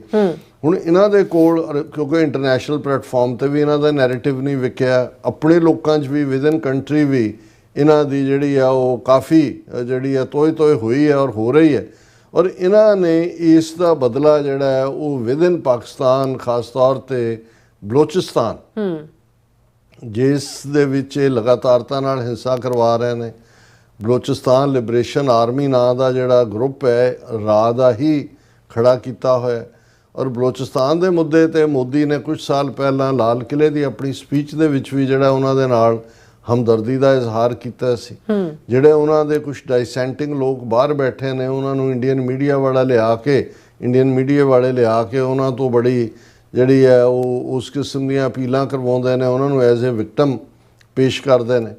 ਹਾਲਾਂਕਿ ਇਹਦੇ 'ਚ ਕੋਈ ਸ਼ੱਕ ਨਹੀਂ ਹੈ ਕਿ ਵਿਦਨ ਬਲੋਚਿਸਤਾਨ ਉਹ ਇੱਕ ਉਹਨਾਂ ਦੀ ਬੇਚੈਨੀ ਹੈ, ਪਰ ਉਹਦੇ 'ਚ ਪਾਕਿਸਤਾਨ ਦੀ ਐਜ਼ ਏ ਸਟੇਟ ਸ਼ਾਇਦ ਉਨਾ ਵੱਡਾ ਰੋਲ ਨਹੀਂ ਹੈ ਜਿੰਨਾ ਕਿ ਜੇ ਸਿੰਧ ਦੇ ਵਿੱਚ ਇੱਕ ਵਡੇਰਾ ਕਲਚਰ ਹੈ, ਜਿਹੜੇ ਉੱਤੋਂ ਕੋਈ ਜਿਨ੍ਹਾਂ ਨੂੰ ਕਹੋ ਕਿ ਵੀ ਬੂਨ ਆਉਂਦੇ ਵੀ ਨੇ ਫੈਡਰਲ ਗੌਰਮੈਂਟ ਦੇ ਫੰਡਸ, ਉਹ ਕਾਮਨ ਬੰਦਿਆਂ ਤੱਕ ਨਹੀਂ ਪਹੁੰਚਣ ਦਿੰਦੇ, ਜਾਂ ਉਹਨਾਂ ਦੀ ਇੰਨੀ ਕੁ ਜ਼ਾਰੇਦਾਰੀ ਹੈ ਕਿ ਵੀ ਉਹਨਾਂ ਨੇ ਪੋਲੀਟੀਕਲ ਸਿਸਟਮ 'ਤੇ ਕੰਟਰੋਲ ਕੀਤਾ ਹੋਇਆ, ਕੋਈ ਲੈਂਡ ਰਿਫਾਰਮ ਨਹੀਂ ਉੱਥੇ ਹੋਣ ਦਿੱਤਾ। ਅਤੇ ਬਲੋਚਿਸਤਾਨ ਦੇ ਵਿੱਚ ਵੀ ਜਿਹੜੇ ਇਹਨਾਂ ਦੇ ਵੱਡੇ ਜਿਹੜੇ ਸਰਦਾਰ ਨੇ ਜਾਂ ਦੂਜੇ ਨੇ, ਕਿਉਂਕਿ ਪਹਿਲਾਂ ਵੀ ਕੋਈ ਬਲੋਚਿਸਤਾਨ ਐਜ਼ ਏ ਮੁਲਕ ਜਿਹੜਾ ਉਹ ਕੋਈ ਕਦੇ ਐਗਜ਼ਿਸਟ ਨਹੀਂ ਸੀ ਕਰਦਾ, ਉਹ ਅੱਡ ਰਿਆਸਤਾਂ ਹੀ ਸੀ, ਕਲਾਤ ਦੀ ਰਿਆਸਤ ਸੀ, ਦੂਜੀ ਸੀ ਅੰਗਰੇਜ਼ਾਂ ਦੇ ਵੇਲੇ, ਕੁਛ ਉਹਨਾਂ ਦੇ ਡਾਇਰੈਕਟ ਕੰਟਰੋਲ 'ਚ ਸੀ, ਕੁਛ ਸੈਮਾਈ ਆਟੋਨਮਸ ਸੀ।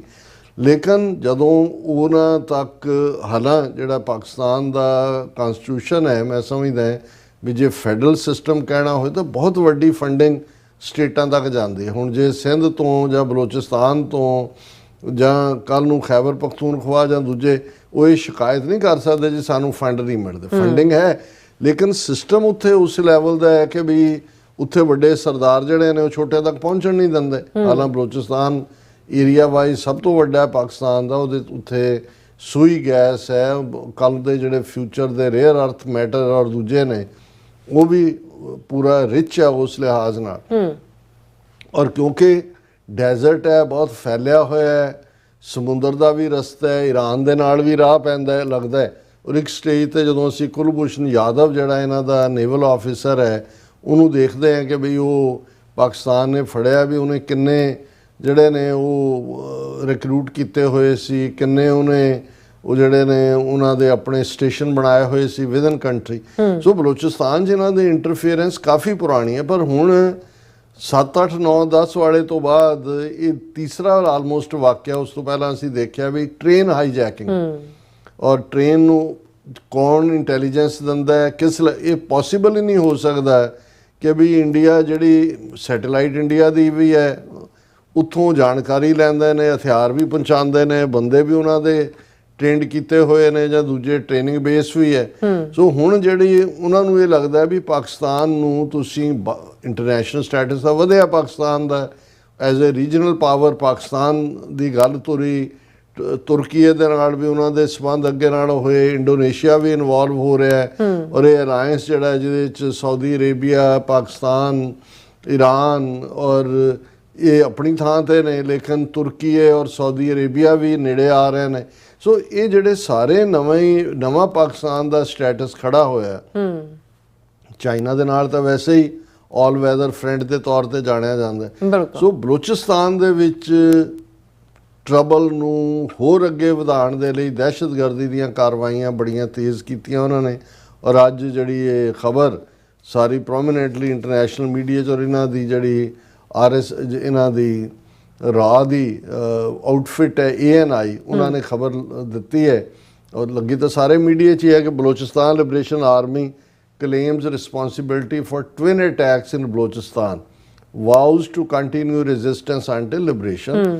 ਔਰ ਇਹਦੀ ਇਹ ਹੈ ਕਿ ਵੀ ਉਹਨਾਂ ਨੇ BLA ਨੇ 2 ਅਟੈਕ ਅੱਜ ਬਲੋਚਿਸਤਾਨ ਦੇ ਵਿੱਚ ਕੀਤੇ। ਪਹਿਲਾ ਸਭ ਤੋਂ ਜ਼ਿਆਦਾ ਡੈਡਲੀ ਸੀ, ਇਹ ਜਿਹੜੇ ਨੇ ਬਲੋਚਿਸਤਾਨ ਦੀ ਜਿਹੜੀ ਕਲਾਤ ਸਿਟੀ ਦੇ ਵਿੱਚ ਹੋਇਆ, ਜਿਸ 'ਚ ਇੱਕ ਫੌਜੀ ਗੱਡੀ ਜਿਹਦੇ 'ਚ ਬਹੁਤ ਸਾਰੇ ਫੌਜੀ ਜਾ ਰਹੇ ਸੀ, ਕੁਛ ਕਵਾਲ ਵੀ ਸੀ, ਕਵਾਲੀ ਗਾਉਣ ਵਾਲੇ, ਉਹਨਾਂ ਦੇ ਉੱਤੇ ਉਹਨਾਂ ਨੇ ਜਿਹੜਾ ਉਹ ਘਾਤ ਲਾ ਕੇ ਹਮਲਾ ਕੀਤਾ, ਜਿਹਦੇ 'ਚ ਇਹਨਾਂ ਦੀ ਖਬਰ ਮੁਤਾਬਕ 29 ਪਾਕਿਸਤਾਨੀ ਫੌਜੀ ਮਾਰੇ ਗਏ ਔਰ ਜਿਹੜੇ ਹੋਰ ਕਾਫੀ ਜ਼ਖਮੀ ਵੀ ਹੋਏ ਨੇ। ਔਰ ਇਸ ਦੀ ਜ਼ਿੰਮੇਵਾਰੀ ਜਿਹੜੀ ਹੈ ਇਹਨਾਂ ਦੀ BLA ਦਾ ਕੋਈ ਫਤਿਹ ਸਕੁਆਡ ਹੈ ਉਹਨਾਂ ਨੇ ਲਈ ਹੈ। ਉਹਨਾਂ ਨੇ ਕਿਹਾ ਕਿ ਜੀ ਅਸੀਂ ਇਹ ਹਾਈ ਇੰਪੈਕਟ ਆਪਰੇਸ਼ਨ ਕੀਤਾ, ਨਿਮਰਾਗ ਕ੍ਰਾਸ ਕਲਾਤ ਦੇ ਵਿੱਚ ਹੈ, ਔਰ ਬੱਸ ਦੇ ਉੱਤੇ ਹਮਲਾ ਪਾਕਿਸਤਾਨੀ ਆਰਮੀ ਦੇ ਜਿਹੜੇ ਪਰਸਨਲ ਨੇ ਉਹ ਕਰਾਚੀ ਤੋਂ ਕੋਇਟੇ ਜਾ ਰਹੇ ਸੀ। ਔਰ ਉਹਦੇ 'ਚ ਉਹਨਾਂ ਨੇ ਕਿਹਾ ਜੀ ਸਾਡਾ ਇੰਟੈਲੀਜੈਂਸ ਬੇਸਡ ਆਪਰੇਸ਼ਨ ਸੀ, ਸਾਡੀ ਜਿਹੜਾ ਇੰਟੈਲੀਜੈਂਸ ਵਿੰਗ ਜ਼ਿਰਾਬ ਹੈ ਉਸ ਨੇ ਸਾਨੂੰ ਜਿਹੜੀ ਹੈ ਬਿਲਕੁਲ ਸਟੀਕ ਜਾਣਕਾਰੀ ਦਿੱਤੀ, ਅਸੀਂ ਐਂਬੁਸ਼ ਕੀਤਾ ਔਰ 27 ਫੌਜੀ ਮਾਰੇ ਗਏ ਔਰ ਬਾਕੀ ਕਈਆਂ ਨੂੰ ਜ਼ਖਮੀ ਕੀਤਾ ਔਰ ਇਸੇ ਤਰ੍ਹਾਂ ਜਿਹੜਾ ਦੂਸਰਾ ਅਟੈਕ ਹੈ ਜਿਹਦੀ ਜ਼ਿੰਮੇਵਾਰੀ ਵੀ ਬਲੋਚਿਸਤਾਨ ਲਿਬਰੇਸ਼ਨ ਆਰਮੀ ਨੇ ਲਈ, ਉਹ ਰਿਮੋਟ ਕੰਟਰੋਲਡ IED ਅਟੈਕ ਹੈ ਹਜ਼ਾਰਗੰਜ ਏਰੀਆ ਕੋਇਟੇ ਦੇ ਵਿੱਚ, ਪਹਿਲਾ ਕਲਾਤ ਦੇ ਵਿੱਚ, ਦੂਸਰਾ ਕੋਇਟਾ ਰੀਜਨ ਦੇ ਵਿੱਚ। ਉਹਦੇ 'ਚ ਵੀ ਮਿਲਟਰੀ ਵਹੀਕਲ ਨੂੰ ਟਾਰਗੇਟ ਕੀਤਾ ਗਿਆ ਔਰ ਉਹਦੇ 'ਚ ਉਹਨਾਂ ਨੇ ਕਿਹਾ ਕਿ ਵੀ ਜਿਹੜੇ 2 ਫੌਜੀ ਨੇ ਉਹ ਮੌਕੇ 'ਤੇ ਮਾਰੇ ਗਏ, 7 ਹੋਰ ਜ਼ਖਮੀ ਹੋਏ ਔਰ ਇਹਦੀ ਜ਼ਿੰਮੇਵਾਰੀ ਵੀ ਉਹਨਾਂ ਨੇ BLA ਨੇ ਲਈ ਹੈ ਔਰ ਉਹਨਾਂ ਨੇ ਕਿਹਾ ਜੀ ਇਹ ਸਾਡੀ ਕੰਟੀਨਿਊਸ ਜਿਹੜੀ ਹੈ ਇਹ ਰਹਿਣਗੇ ਅਟੈਕ, ਅਸੀਂ ਜਦੋਂ ਤੱਕ ਪਾਕਿਸਤਾਨ ਆਰਮੀ ਇੱਕ ਆਕੂਫਾਈਂਗ ਫੌਜ ਦੇ ਤੌਰ 'ਤੇ ਰਹੇਗੀ ਔਰ ਅਸੀਂ ਜਿਹੜਾ ਇਸ ਨੂੰ ਜਾਰੀ ਰੱਖਾਂਗੇ। ਸੋ ਇਹਦੇ ਬਾਰੇ ਕੋਈ ਦੋ ਰਾਵਾਂ ਨਹੀਂ ਨੇ ਕਿ ਇਸ ਲੈਵਲ ਦੇ ਜਿਹੜੀ ਅਟੈਕਿੰਗ ਕੈਪੇਬਿਲਿਟੀ ਹੈ, ਇੰਟੈਲੀਜੈਂਸ ਹੈ, ਦੂਜਾ ਇਹ ਬਿਲਕੁਲ ਇੰਡੀਆ ਦੇ ਆਪਰੇਸ਼ਨ ਨੇ। ਹੁਣ ਬੇਸ਼ੱਕ ਇੱਕ ਤਾਂ ਸਟੈਂਡਰਡ ਬਿਆਨ ਹੁੰਦੇ ਨੇ ਜਿਹੜੇ ਉਹਨਾਂ ਦੇ ਸਿਵਲੀਅਨ ਐਡਮਿਨਿਸਟ੍ਰੇਸ਼ਨ ਵੀ ਕਿ ਕਾਇਰਾਨਾ ਹਮਲਾ, ਇਹਦਾ ਜਵਾਬ ਦਿੱਤਾ ਜਾਏਗਾ, ਮੂੰਹ ਤੋੜ ਜਵਾਬ ਦਿੱਤਾ ਜਾਏਗਾ, ਪਰ ਮੈਨੂੰ ਇਹ ਲੱਗਦਾ ਕਿ ਵੀ ਬੇਸ਼ੱਕ ਜਿਵੇਂ ਮੈਂ ਕਿਹਾ ਵੀ ਪਾਕਿਸਤਾਨੀ ਫੌਜ ਦੀ ਖਾਸ ਤੌਰ 'ਤੇ ਅੱਗੇ ਨਾਲੋਂ ਐਗਰੈਸਿਵ ਅਪਰੋਚ ਹੈ, ਪਰ ਇਸ ਦਾ ਜਵਾਬ ਜਿਹੜਾ ਜਿਵੇਂ ਉਹ Napoleon the C, the best farm of defence is offense, attack and attack and attack। ਅਸੀਂ ਇਹ ਨਹੀਂ ਕਹਿੰਦੇ ਕਿ ਵੀ ਉਹ ਬੇਗੁਨਾਹ ਨੂੰ ਟਾਰਗੇਟ ਕਰਨ, ਪਰ ਜੇ ਭਾਰਤ ਖੁੱਲ੍ਹ ਕੇ ਬਲੋਚਿਸਤਾਨ ਵਰਗੀ ਔਰ ਦੂਸਰੀ ਮੂਵਮੈਂਟ ਦੀ ਹਮਾਇਤ ਦੇ ਉੱਤੇ ਇਸ ਹੱਦ ਤੱਕ ਜਾ ਸਕਦਾ ਹੈ ਤੇ ਪਾਕਿਸਤਾਨ ਨੂੰ ਕੌਣ ਰੋਕਦਾ ਹੈ ਕਿ ਵੀ ਉਹ ਖਾਲਿਸਤਾਨ ਦੀ ਖੁੱਲ੍ਹ ਕੇ ਹਮਾਇਤ ਨਾ ਕਰੇ। ਕਰੋ ਇੰਟਰਨੈਸ਼ਨਲ ਪਲੇਟਫਾਰਮਸ ਦੇ ਉੱਤੇ, ਨਾਗਾਲੈਂਡ ਦੀ ਖੁੱਲ੍ਹ ਕੇ ਹਮਾਇਤ ਕਰੋ, ਕਸ਼ਮੀਰ ਦੇ ਮੁੱਦੇ ਦੇ ਉੱਤੇ ਹੋਰ ਐਗਰੈਸਿਵ ਲਾਈਨ ਲਓ ਔਰ ਉਸ ਦੇ ਲਈ ਜਿਹੜਾ ਸਿੱਖ ਤਾਂ ਆਲਰੇਡੀ ਲੜ ਹੀ ਰਹੇ ਨੇ ਆਪਣੀ ਲੜਾਈ। ਜੇ ਪਾਕਿਸਤਾਨ ਹੁਣ UN ਸਿਕਿਉਰਿਟੀ ਕਾਉਂਸਲ ਦੇ ਵਿੱਚ ਉਹਦੇ ਕੋਲ 2 ਸਾਲ ਦੀ ਜਿਹੜੀ ਹੈ ਉਹ ਮੈਂਬਰੀ ਵੀ ਹੈ ਔਰ ਇਹ ਸਾਰਾ ਮਹੀਨਾ ਜਿਹੜਾ ਉਹਦੇ ਕੋਲ ਪ੍ਰੈਜ਼ੀਡੈਂਸੀ ਹੈ, ਜੇ ਉਸ ਦੇ ਹੁੰਦਿਆਂ ਇੰਡੀਆ ਇਸ ਲੈਵਲ 'ਤੇ ਕਰ ਰਿਹਾ ਤੇ ਫਿਰ ਕਦੋਂ ਤੱਕ ਤੁਸੀਂ ਸਿਰਫ ਕੰਡੈਮ ਕਰਨਾ ਜਾਂ ਉਹਨੂੰ ਜਿਹੜਾ ਉਸ ਦੀ ਨਿਖੇਧੀ ਕਰਨਾ ਕਾਫੀ ਨਹੀਂ ਹੈ। The answer is attack and attack and attack. ਜੀ ਡਾਕਟਰ ਸਾਹਿਬ ਤੁਹਾਡਾ ਬਹੁਤ ਬਹੁਤ ਸ਼ੁਕਰੀਆ। ਇਸ ਵਕਤ ਲੈਣ ਬ੍ਰੇਕ। ਵਿਊਅਰਸ ਤੁਸੀਂ ਕਿਤੇ ਨਹੀਂ ਜਾਣਾ, ਮਿਲਦੇ ਹਾਂ after this short break.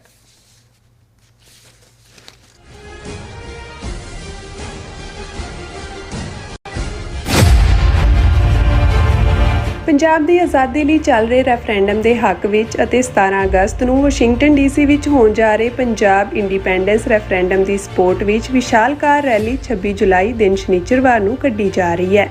Rally ਦੀ ਸ਼ੁਰੂਆਤ 12 ਵਜੇ ਗੁਰਦੁਆਰਾ ਸਿੰਘ ਸਭਾ 12001 ਬੈਡਰੋਕ ਰੋਡ ਫੇਅਰਫੈਕਸ ਤੋਂ ਅਤੇ ਸਮਾਪਤੀ ਭਾਰਤੀ ਅੰਬੈਸੀ 2107 ਮੈਸਾਚਿਊਟਸ ਵਾਸ਼ਿੰਗਟਨ DC 20008 ਵਿਖੇ ਦੁਪਹਿਰ 2:30 ਵਜੇ ਹੋਵੇਗੀ। ਇਹ ਕਾਰ ਰੈਲੀ ਸਿੱਖ ਕੋਆਰਡੀਨੇਸ਼ਨ ਕਮੇਟੀ ਈਸਟ ਕੋਸਟ ਵੱਲੋਂ ਸਮੂਹ ਪੰਥਕ ਜਥੇਬੰਦੀਆਂ ਅਤੇ ਗੁਰਦੁਆਰਾ ਕਮੇਟੀਆਂ ਦੇ ਸਹਿਯੋਗ ਨਾਲ ਕੱਢੀ ਜਾ ਰਹੀ ਹੈ। ਕਾਰ ਰੈਲੀ ਬਾਰੇ ਵਧੇਰੇ ਜਾਣਕਾਰੀ ਲਈ ਇਹਨਾਂ ਨੰਬਰਾਂ ਤੇ ਸੰਪਰਕ ਕਰ ਸਕਦੇ ਹੋ। Himmat Singh 6463587745, Balwinder Singh Chattha 7039663913, Narendra Singh 5712472444, Davinder Singh Deo 7036262561, Sujit Singh Kular 9174342483, Dalvinder Singh 2406452525। Signature truck service route 81 ਉੱਤੇ ਐਗਜ਼ਿਟ 235 ਤੇ ਟਰੱਕਰ ਵੀਰਾਂ ਲਈ 24 ਘੰਟੇ ਰੋਡ ਸਰਵਿਸ ਦੀ ਸੁਵਿਧਾ ਮੌਜੂਦ। Heavy duty repair, oil change, ਪੁਰਾਣੇ ਅਤੇ ਨਵੇਂ tyre, computer diagnostic, DPF cleaning, brake service ਜਾਂ ਰਸਤੇ ਵਿੱਚ ਆਈ ਹਰ ਤਰ੍ਹਾਂ ਦੀ ਰਿਪੇਅਰ ਪ੍ਰੋਫੈਸ਼ਨਲ ਟੀਮ ਵੱਲੋਂ ਕੀਤੀ ਜਾਂਦੀ ਹੈ। ਬ੍ਰੇਕਫਾਸਟ, ਲੰਚ ਅਤੇ ਡਿਨਰ ਲਈ ਪੰਜਾਬੀ ਢਾਬੇ ਦਾ ਆਨੰਦ ਵੀ ਮਾਣੋ। ਡਰਾਈਵਰ ਅਤੇ ਟਰੱਕ ਆਪਰੇਟਰ ਵੀਰ ਡਿਸਪੈਚ ਦੀ ਸਰਵਿਸ ਲਈ ਸਾਡੇ ਨਾਲ ਸੰਪਰਕ ਕਰਨ। Signature truck service 58 triangle drive, Weyers Cave, Virginia 24486।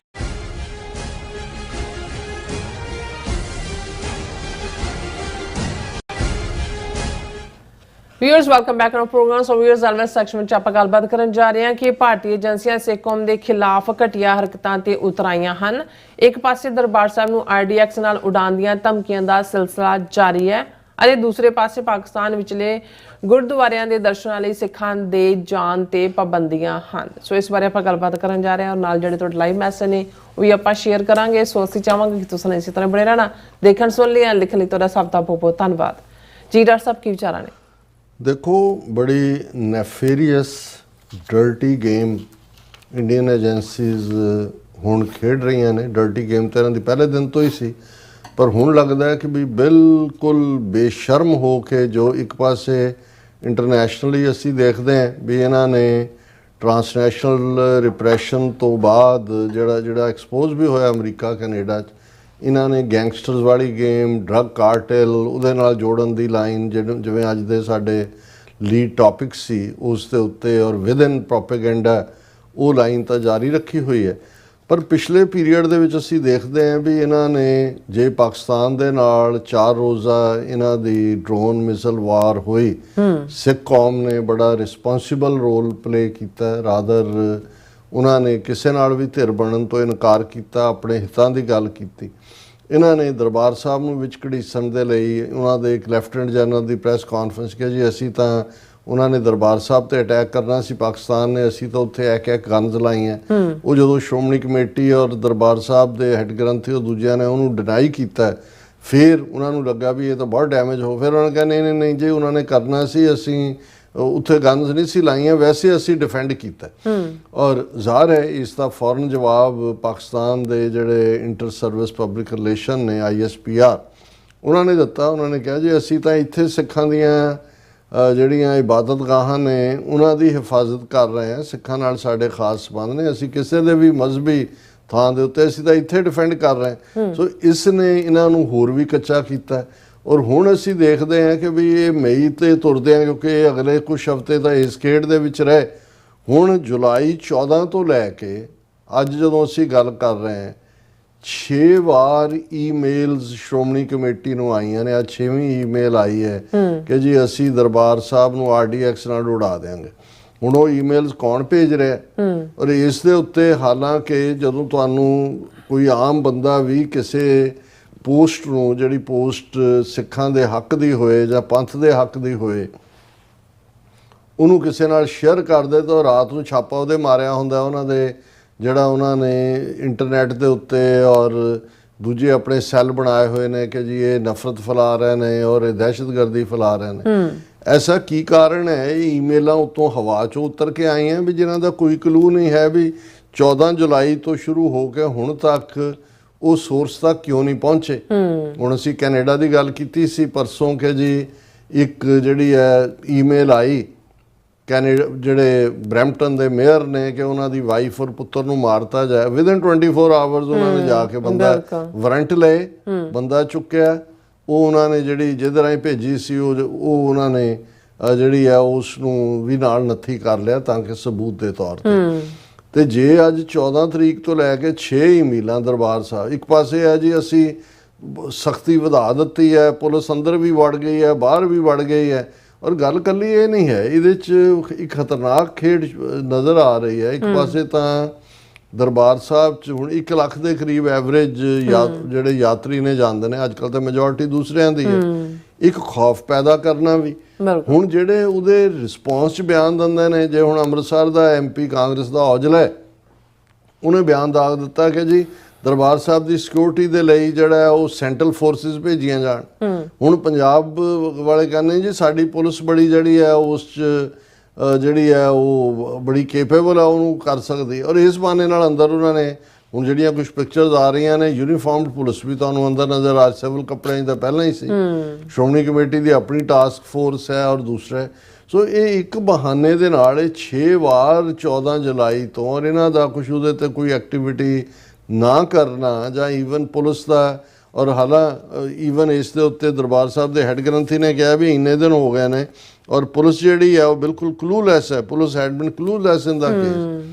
ਇਹਦਾ ਮਤਲਬ ਕੰਮ ਤਾਂ ਇਹਨਾਂ ਦਾ ਆਪਣੀਆਂ ਏਜੰਸੀਆਂ ਦਾ ਪਾਉਣਾ, ਇਹ ਪਾਕਿਸਤਾਨ ਦੇ ਖਾਤੇ 'ਚ ਆਉਂਦੇ ਨੇ। ਔਰ ਉਸ ਦੇ ਲਈ ਜਿਹੜਾ ਏਜੰਸੀਆਂ ਦੇ ਲਈ ਕੰਮ ਕਰਨ ਵਾਲਾ ਭਗਵੰਤ ਮਾਨ ਹੈ, ਅਮਿਤ ਸ਼ਾਹ ਦਾ ਖਾਸਮ ਖਾਸ, ਉਹ ਕਹਿ ਰਿਹਾ ਕਿ ਜੀ ਅਸੀਂ ਕੋਈ ਵੀ ਜਿਹੜਾ ਸਿਕਿਉਰਿਟੀ ਆਫ ਪੰਜਾਬ ਨੂੰ ਕੰਪਰੋਮਾਈਜ਼ ਨਹੀਂ ਹੋਣ ਦਿਆਂਗੇ, ਸਾਡੀਆਂ ਸਿਕਿਉਰਿਟੀ ਏਜੰਸੀਜ਼ ਔਰ ਪੁਲਿਸ ਪੂਰੀ ਅਲਰਟ ਹੈ, ਅਸੀਂ ਰਿਲੀਜੀਅਸ ਪਲੇਸਿਸ ਦੀ ਧਾਰਮਿਕਤਾ ਨੂੰ, ਆਜ਼ਾਦੀ ਨੂੰ ਜਿਹੜਾ ਉਹ ਗਾਰਡ ਕਰਾਂਗੇ।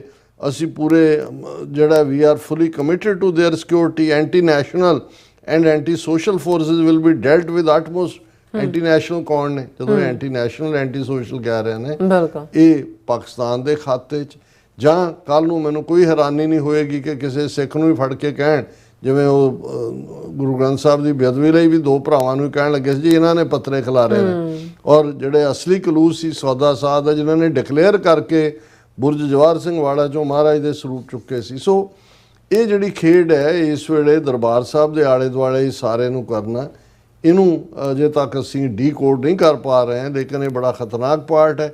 ਦੂਸਰਾ ਪੱਖ ਅਸੀਂ ਦੇਖਦੇ ਹਾਂ ਵੀ ਹੁਣ 2 ਮਹੀਨੇ ਤੋਂ ਜ਼ਿਆਦਾ ਹੋ ਗਏ, ਪਾਕਿਸਤਾਨ ਨੇ ਤਾਂ ਕੋਈ ਪਾਬੰਦੀ ਨਹੀਂ ਲਾਈ। ਉਹਨਾਂ ਨੇ ਕਰਤਾਰਪੁਰ ਸਾਹਿਬ ਕੋਰੀਡੋਰ ਖੁੱਲ੍ਹਾ, ਲੇਕਿਨ ਉਹ ਤਾਂ ਫੌਰਨ ਬੰਦ ਕਰਤੇ।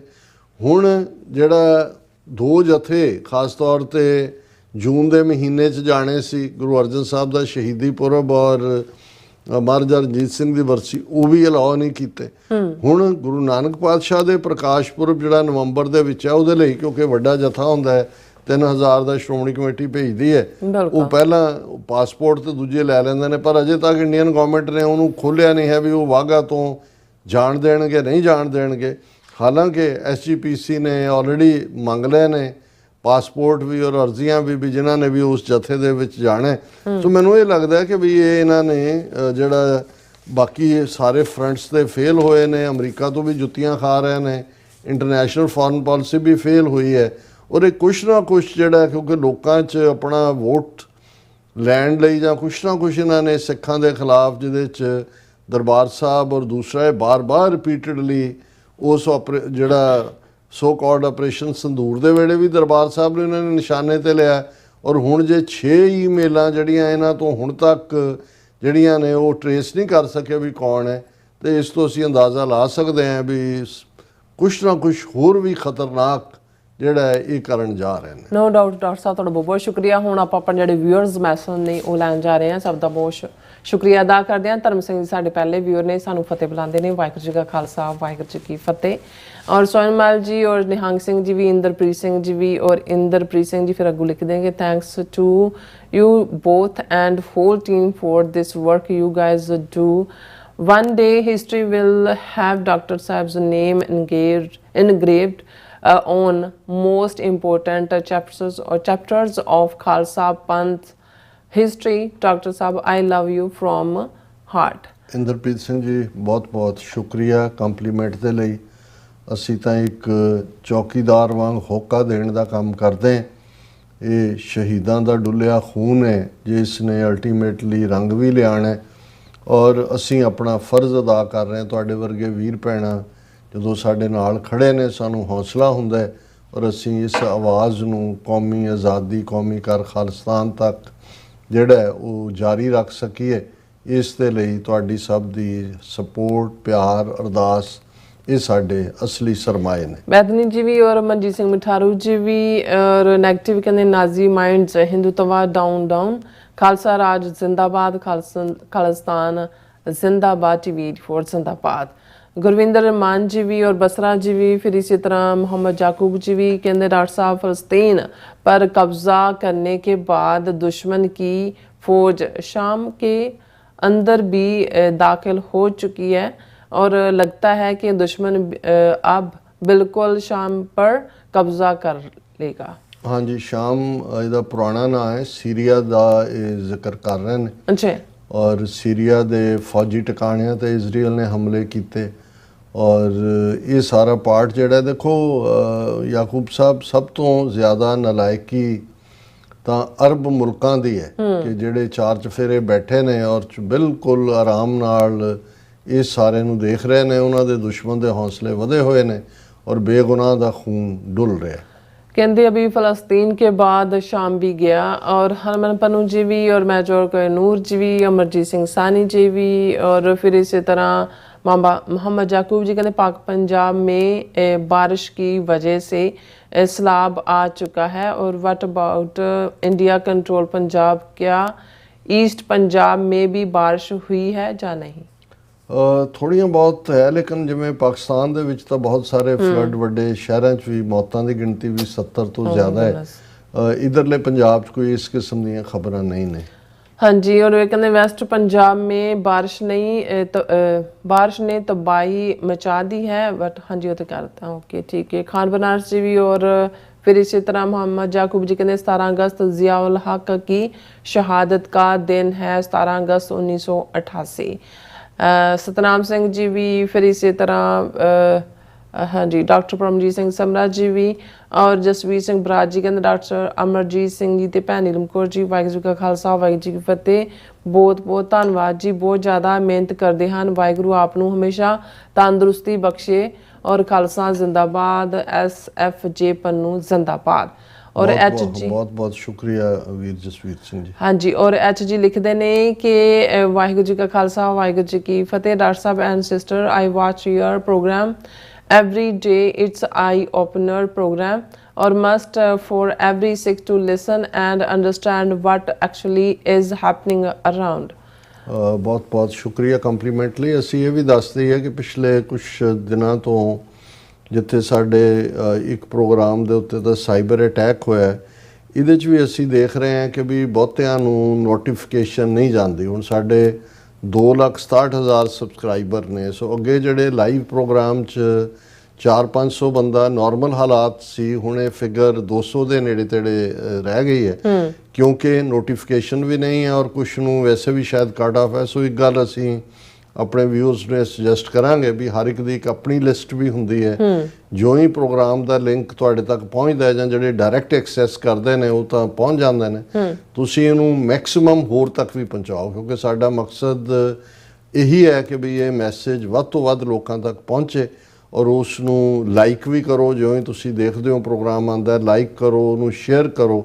ਔਰ ਜਦੋਂ ਪੂਰਾ ਪ੍ਰੋਗਰਾਮ ਤੁਸੀਂ ਜੇ ਨਹੀਂ ਵੀ ਦੇਖ ਸਕਦੇ ਲਾਈਵ, ਉਸ ਨੂੰ ਫਰਦਰ ਜਦੋਂ ਤੁਸੀਂ ਦੇਖਦੇ ਹੋ ਉਦੋਂ ਵੀ ਆਪਣੇ ਜਿਹੜੇ ਤੁਹਾਡੇ ਕਨੈਕਸ਼ਨਸ ਨੇ ਜਾਂ ਤੁਹਾਡੇ ਆਪਣਾ ਜਿਹੜਾ ਸ਼ੇਅਰ ਕਰੋ, ਜਿੰਨੇ ਵੀ ਵੱਧ ਤੋਂ ਵੱਧ ਦੇ ਨਾਲ ਕਰ ਸਕਦੇ ਹੋ। ਉਸਤਾਦ ਜੀ ਕਹਿੰਦੇ ਕਿ ਸਾਡੇ ਬਜ਼ੁਰਗ ਕਿਹਾ ਕਰਦੇ ਸੀ ਕਿ ਦੁਸ਼ਮਣ ਗੱਲ ਕਰੇ ਅਨਹੋਣੀ, ਦੁਸ਼ਮਣ ਬਾਤ ਕਰੇ ਅਨਹੋਣੀ। ਅਸੀਂ ਤੇ ਹਮੇਸ਼ਾ ਯੂਜ਼ ਕਰਦੇ ਹਾਂ ਕਿ ਡਾਕਟਰ ਸਾਹਿਬ ਸਾਡੀ ਬੋਲੀ ਬੜੀ ਅਮੀਰ ਹੈ, ਇਹੋ ਜਿਹੇ ਅਖਾਣ ਅਤੇ ਮੁਹਾਵਰੇ ਬਹੁਤ ਕੁਝ ਥੋੜੇ ਸ਼ਬਦਾਂ ਵਿੱਚ ਕਹਿ ਜਾਂਦੇ ਆ। ਜ਼ਰੂਰ ਵਰਤਿਆ ਕਰੋ, ਆਜ਼ਾਦੀ ਦੇ ਨਾਲ ਬੋਲੀ ਦੀ ਵੀ ਸੇਵਾ ਹੋਵੇਗੀ। ਅਸੀਂ ਤੇ ਡਾਕਟਰ ਸਾਹਿਬ ਦਾ ਪੈਟ ਡਾਇਲੌਗ ਹੈ ਤੇ ਪਤਾ ਨਹੀਂ ਤੁਸੀਂ ਸੁਣਿਆ ਨਹੀਂ ਹੈਗਾ। ਹਾਂ, ਨਵੇਂ ਜੁੜੇ ਲੱਗਦੇ ਹੋ, ਇਹ ਤੇ ਹਮੇਸ਼ਾ ਬੋਲਦੇ ਹਾਂ। ਅਸੀਂ ਤਾਂ ਕੋਸ਼ਿਸ਼ ਕਰਦੇ ਹਾਂ ਵੀ ਪੰਜਾਬੀ ਅਖਾਣ ਮੁਹਾਵਰੇ ਉਹਨਾਂ ਸਾਰਿਆਂ ਦਾ ਜਿਹੜਾ ਇਸਤੇਮਾਲ, ਔਰ ਬਿਲਕੁਲ ਤੁਸੀਂ ਠੀਕ ਕਿਹਾ ਸਾਡੀ ਬਹੁਤ ਅਮੀਰ ਬੋਲੀ ਹੈ। ਔਰ ਇੱਕ ਅਖਾਣ ਜੋ ਅਰੇ ਦੁਸ਼ਮਣ ਬਾਤ ਕਰੇ ਅਨਹੋਣੀ ਹੈ, ਹਾਲਾਂ ਉਹਦੀ ਪੰਜਾਬੀ ਤਾਂ ਤੁਸੀਂ ਠੀਕ ਕਿਹਾ ਕਿ ਲੇਕਿਨ ਹੈ ਇਹ ਹੈ ਕਿ ਦੁਸ਼ਮਣ ਬਾਤ ਕਰੇ ਅਨਹੋਣੀ। ਇਹ ਤਾਂ ਮੇਰਾ ਪੈਟ ਫਰੇਜ਼ ਹੈ। ਬਿਲਕੁਲ। Narinder Singh ji we we will get Khalistan today or tomorrow. ਔਰ ਬਿਲਹਾਲ ਅਹਿਮਦ ਜੀ ਵੀ अस्सलाम वालेकुम कहते हैं डॉक्टर साहब sister Neelam Kaur ji, today is Friday so जुम्मा मुबारक अराउंड द वर्ल्ड। और कह रहे हैं डॉक्टर साहब सुना है चाचा ट्रंप साढ़े जुम्मे रात, हाँ जी कहते सुना है कि डॉक्टर साहब ट्रंप चाचा पाकिस्तान आ रहा है सितंबर में। ਇਹ ਜੀਓ ਨਿਊਜ਼ ਦੇ ਸ਼ਾਇਦ ਪ੍ਰੋਡਿਊਸਰ ਜਾਂ ਜਿਹੜੇ ਵੀ ਮਾਲਕ ਨੇ ਉਹਨਾਂ ਨੇ ਖਬਰ ਦਿੱਤੀ ਹੈ, ਲੇਕਿਨ ਮੈਂ ਬਹੁਤ ਸਾਰੇ ਪਾਕਿਸਤਾਨੀ ਚੈਨਲਾਂ ਤੇ ਦੇਖ ਰਿਹਾ ਸੀ ਕਿ ਵੀ ਇਹਦੇ ਵਿੱਚ ਕੋਈ ਫਰੋਮ ਦਾ ਹਾਰਸ ਮਾਊਥ ਨਹੀਂ ਆਈ। ਇੱਕ ਮੇਰਾ ਖਿਆਲ ਹੈ ਕਿ ਵੀ ਕਈ ਵਾਰ ਕੁਝ ਡਿਬੇਟਸ ਚੱਲ ਰਹੀਆਂ ਹੁੰਦੀਆਂ, ਉਹਦੇ 'ਚ ਤੁਸੀਂ ਆਪਣੀ ਵੀ ਗੱਲ ਛੱਡ ਦਿੰਦੇ ਹੋ। ਹਾਲਾਂ ਟਰੰਪ ਜਿਹੜੇ ਨੇ ਉਹਨਾਂ ਦੇ ਹੈਂਡ ਬਲੀਡਿੰਗ ਔਰ ਵੈਰੀਕੋਜ਼ ਵੇਨਸ ਜਾਂ ਦੂਸਰੇ ਦਾ ਕੁਝ ਖਬਰ ਹੈ ਅੱਜ ਹੈਲਥ ਲੈਵਲ ਤੋਂ। ਮੈਨੂੰ ਨਹੀਂ ਲੱਗਦਾ ਵੀ ਇਹ ਜਿਹੜਾ ਕੋਈ ਇੰਨੀ ਜਲਦੀ ਇਹ ਕੋਈ ਟ੍ਰਿਪ ਹੋਇਆ। ਜੇ ਪਹਿਲਾਂ ਟੈਰਿਫ ਵਾਲਾ ਜਿਹੜਾ ਸਾਰਾ ਉਹ ਸੁਲਝਾਣਾ ਹੈ ਫਿਰ। ਔਰ ਬਹੁਤਾ ਟਰੰਪ ਸ਼ੌਕੀਨ ਵੀ ਨਹੀਂ ਹੈ, ਮੋਦੀ ਤਾਂ ਬਹਿੰਦਾ ਹੀ ਨਹੀਂ ਘਰੇ, ਲੇਕਿਨ ਟਰੰਪ ਨੂੰ ਬਹੁਤਾ ਪਸੰਦ ਨਹੀਂ ਹੈ ਟਰੈਵਲ। ਰਾਜਵਿੰਦਰ ਕੌਰ ਜੀ ਵੀ, ਕੁਲਦੀਪ ਕੌਰ ਜੀ ਵੀ, ਮਜ਼ਹਰ ਇਕਬਾਲ ਜੀ ਵੀ ਸਲਾਮ ਕਹਿੰਦੇ ਨੇ ਤੁਹਾਨੂੰ। ਔਰ ਮਨਜੀਤ ਸਿੰਘ ਜੀ ਵੀ, ਫਿਰ ਇਸੇ ਤਰ੍ਹਾਂ ਦਾਨਵੀਰ ਸਿੰਘ ਵੜੈਚ ਜੀ ਵੀ, ਅੰਦਰਜੀਤ ਸਿੰਘ ਸੰਧੂ ਜੀ ਵੀ, ਸੁਖਦੇਵ ਸਿੰਘ ਜੀ, ਅਮਨ ਸਿੰਘ ਖਾਲਸਾ ਜੀ ਵੀ, ਅਵਤਾਰ ਸਿੰਘ ਜੀ ਵੀ, ਜਸਕੀਰਤ ਸਿੰਘ ਜੀ। ਔਰ ਬਿਲਹਾਲ ਅਹਿਮਦ ਜੀ ਕਹਿੰਦੇ ਕਿ ਰਾ ਕਾ ਨਿਊ ਚੀਫ 89 बच APC हाँ जी बैच APC अफसर है और पता नहीं SP बैन कर जो हाल इज पता नहीं क्या कहने ने इंडिया के पंजाब क्या किया है। हाँ हमारे पता नहीं हमें पता है कि रा ने कपिल शर्मा की शॉप पर कहते हमला करवाया है। नाम खालिस्तान पर लगा दिया। ਹਾਂ ਬਿਲਾਲ ਅਹਿਮਦ ਜੀ, ਅਸੀਂ ਇਹੀ ਗੱਲ ਕਹੀ ਹੈ ਵੀ ਇਸ ਵੇਲੇ ਇੰਡੀਆ ਜਿਹੜਾ ਆਪਣੀ ਹਾਰ ਦਾ ਬਦਲਾ ਜਿਹੜਾ ਉਹ ਲੈ ਰਿਹਾ ਪਾਕਿਸਤਾਨ 'ਚ ਦਹਿਸ਼ਤਗਰਦੀ ਖਾਸ ਤੌਰ ਤੇ ਬਲੋਚਿਸਤਾਨ 'ਚ, ਔਰ ਇਸ ਨੂੰ ਜਿਹੜਾ ਪਾਕਿਸਤਾਨ ਵੱਲੋਂ ਜਿਹੜਾ ਜਵਾਬੀ ਕਾਰਵਾਈ ਹੋਣੀ ਚਾਹੀਦੀ ਹੈ। ਔਰ ਉਹ ਇਹੀ ਹੈ ਕਿ ਵੀ ਦੂਸਰੀਆਂ ਜਿਹੜੀਆਂ ਸਟਰਗਲਸ ਨੇ ਖਾਸ ਤੌਰ ਤੇ ਖਾਲਿਸਤਾਨ ਦੀ, ਨਾਗਾਲੈਂਡ ਦੀ, ਉਹਦੀ ਖੁੱਲ੍ਹ ਕੇ ਹਮਾਇਤ ਇੰਟਰਨੈਸ਼ਨਲੀ, ਪੋਲੀਟੀਕਲੀ, ਡਿਪਲੋਮੈਟਿਕਲੀ ਇਹ ਕਰਨ ਦੀ ਲੋੜ ਹੈ। ਬਲਿਹਾਰ ਸਿੰਘ ਕੰਗ ਜੀ ਵੀ, ਸਿੱਖ ਇੰਪਾਇਰ ਜੀ ਵੀ, ਔਰ ਸੁਖਮਿੰਦਰ ਸਿੰਘ ਜੀ, ਸਭ ਦਾ ਬਹੁਤ ਬਹੁਤ ਸ਼ੁਕਰੀਆ ਇਸ ਤਰ੍ਹਾਂ ਆਪਣੇ ਵੀਡੀਓਜ਼ ਕੋਲ ਲੈਣੇ ਇਜਾਜ਼ਤ। ਵਿਊਅਰਸ, ਸਾਡੇ ਪ੍ਰੋਗਰਾਮ ਦਾ ਸਮਾਂ ਇੱਥੇ ਮੁੱਕਦਾ। ਤੁਸੀਂ ਆਪਣੀ ਰਾਏ ਤੇ ਸੁਝਾਅ ਸਾਨੂੰ ਭੇਜਣਾ ਭੁੱਲਣਾ ਸਾਡੇ ਇਸ ਪਤੇ ਤੇ sos@tvt.tv ਤੇ ਅਸੀਂ ਆਪਣਾ ਪ੍ਰੋਗਰਾਮ ਲੈ ਕੇ ਫਿਰ ਦੁਬਾਰਾ ਤੁਹਾਡੇ ਰੂਬਰੂ ਹੋਵਾਂਗੇ। ਤਦ ਤੱਕ ਲੈ ਮੈਨੂੰ ਤੇ ਆਪਣਾ ਰਾਸ਼ਨ ਆ ਗਿਆ ਤੋਂ ਦੇਖਦੇ ਰਹੋ TV 4। ਬੁਲਾ ਦਿਓ ਫਤਿਹ। ਵਾਹਿਗੁਰੂ ਜੀ ਕਾ ਖਾਲਸਾ, ਵਾਹਿਗੁਰੂ ਜੀ ਕੀ ਫਤਿਹ। ਰੱਬ ਰਾਖਾ।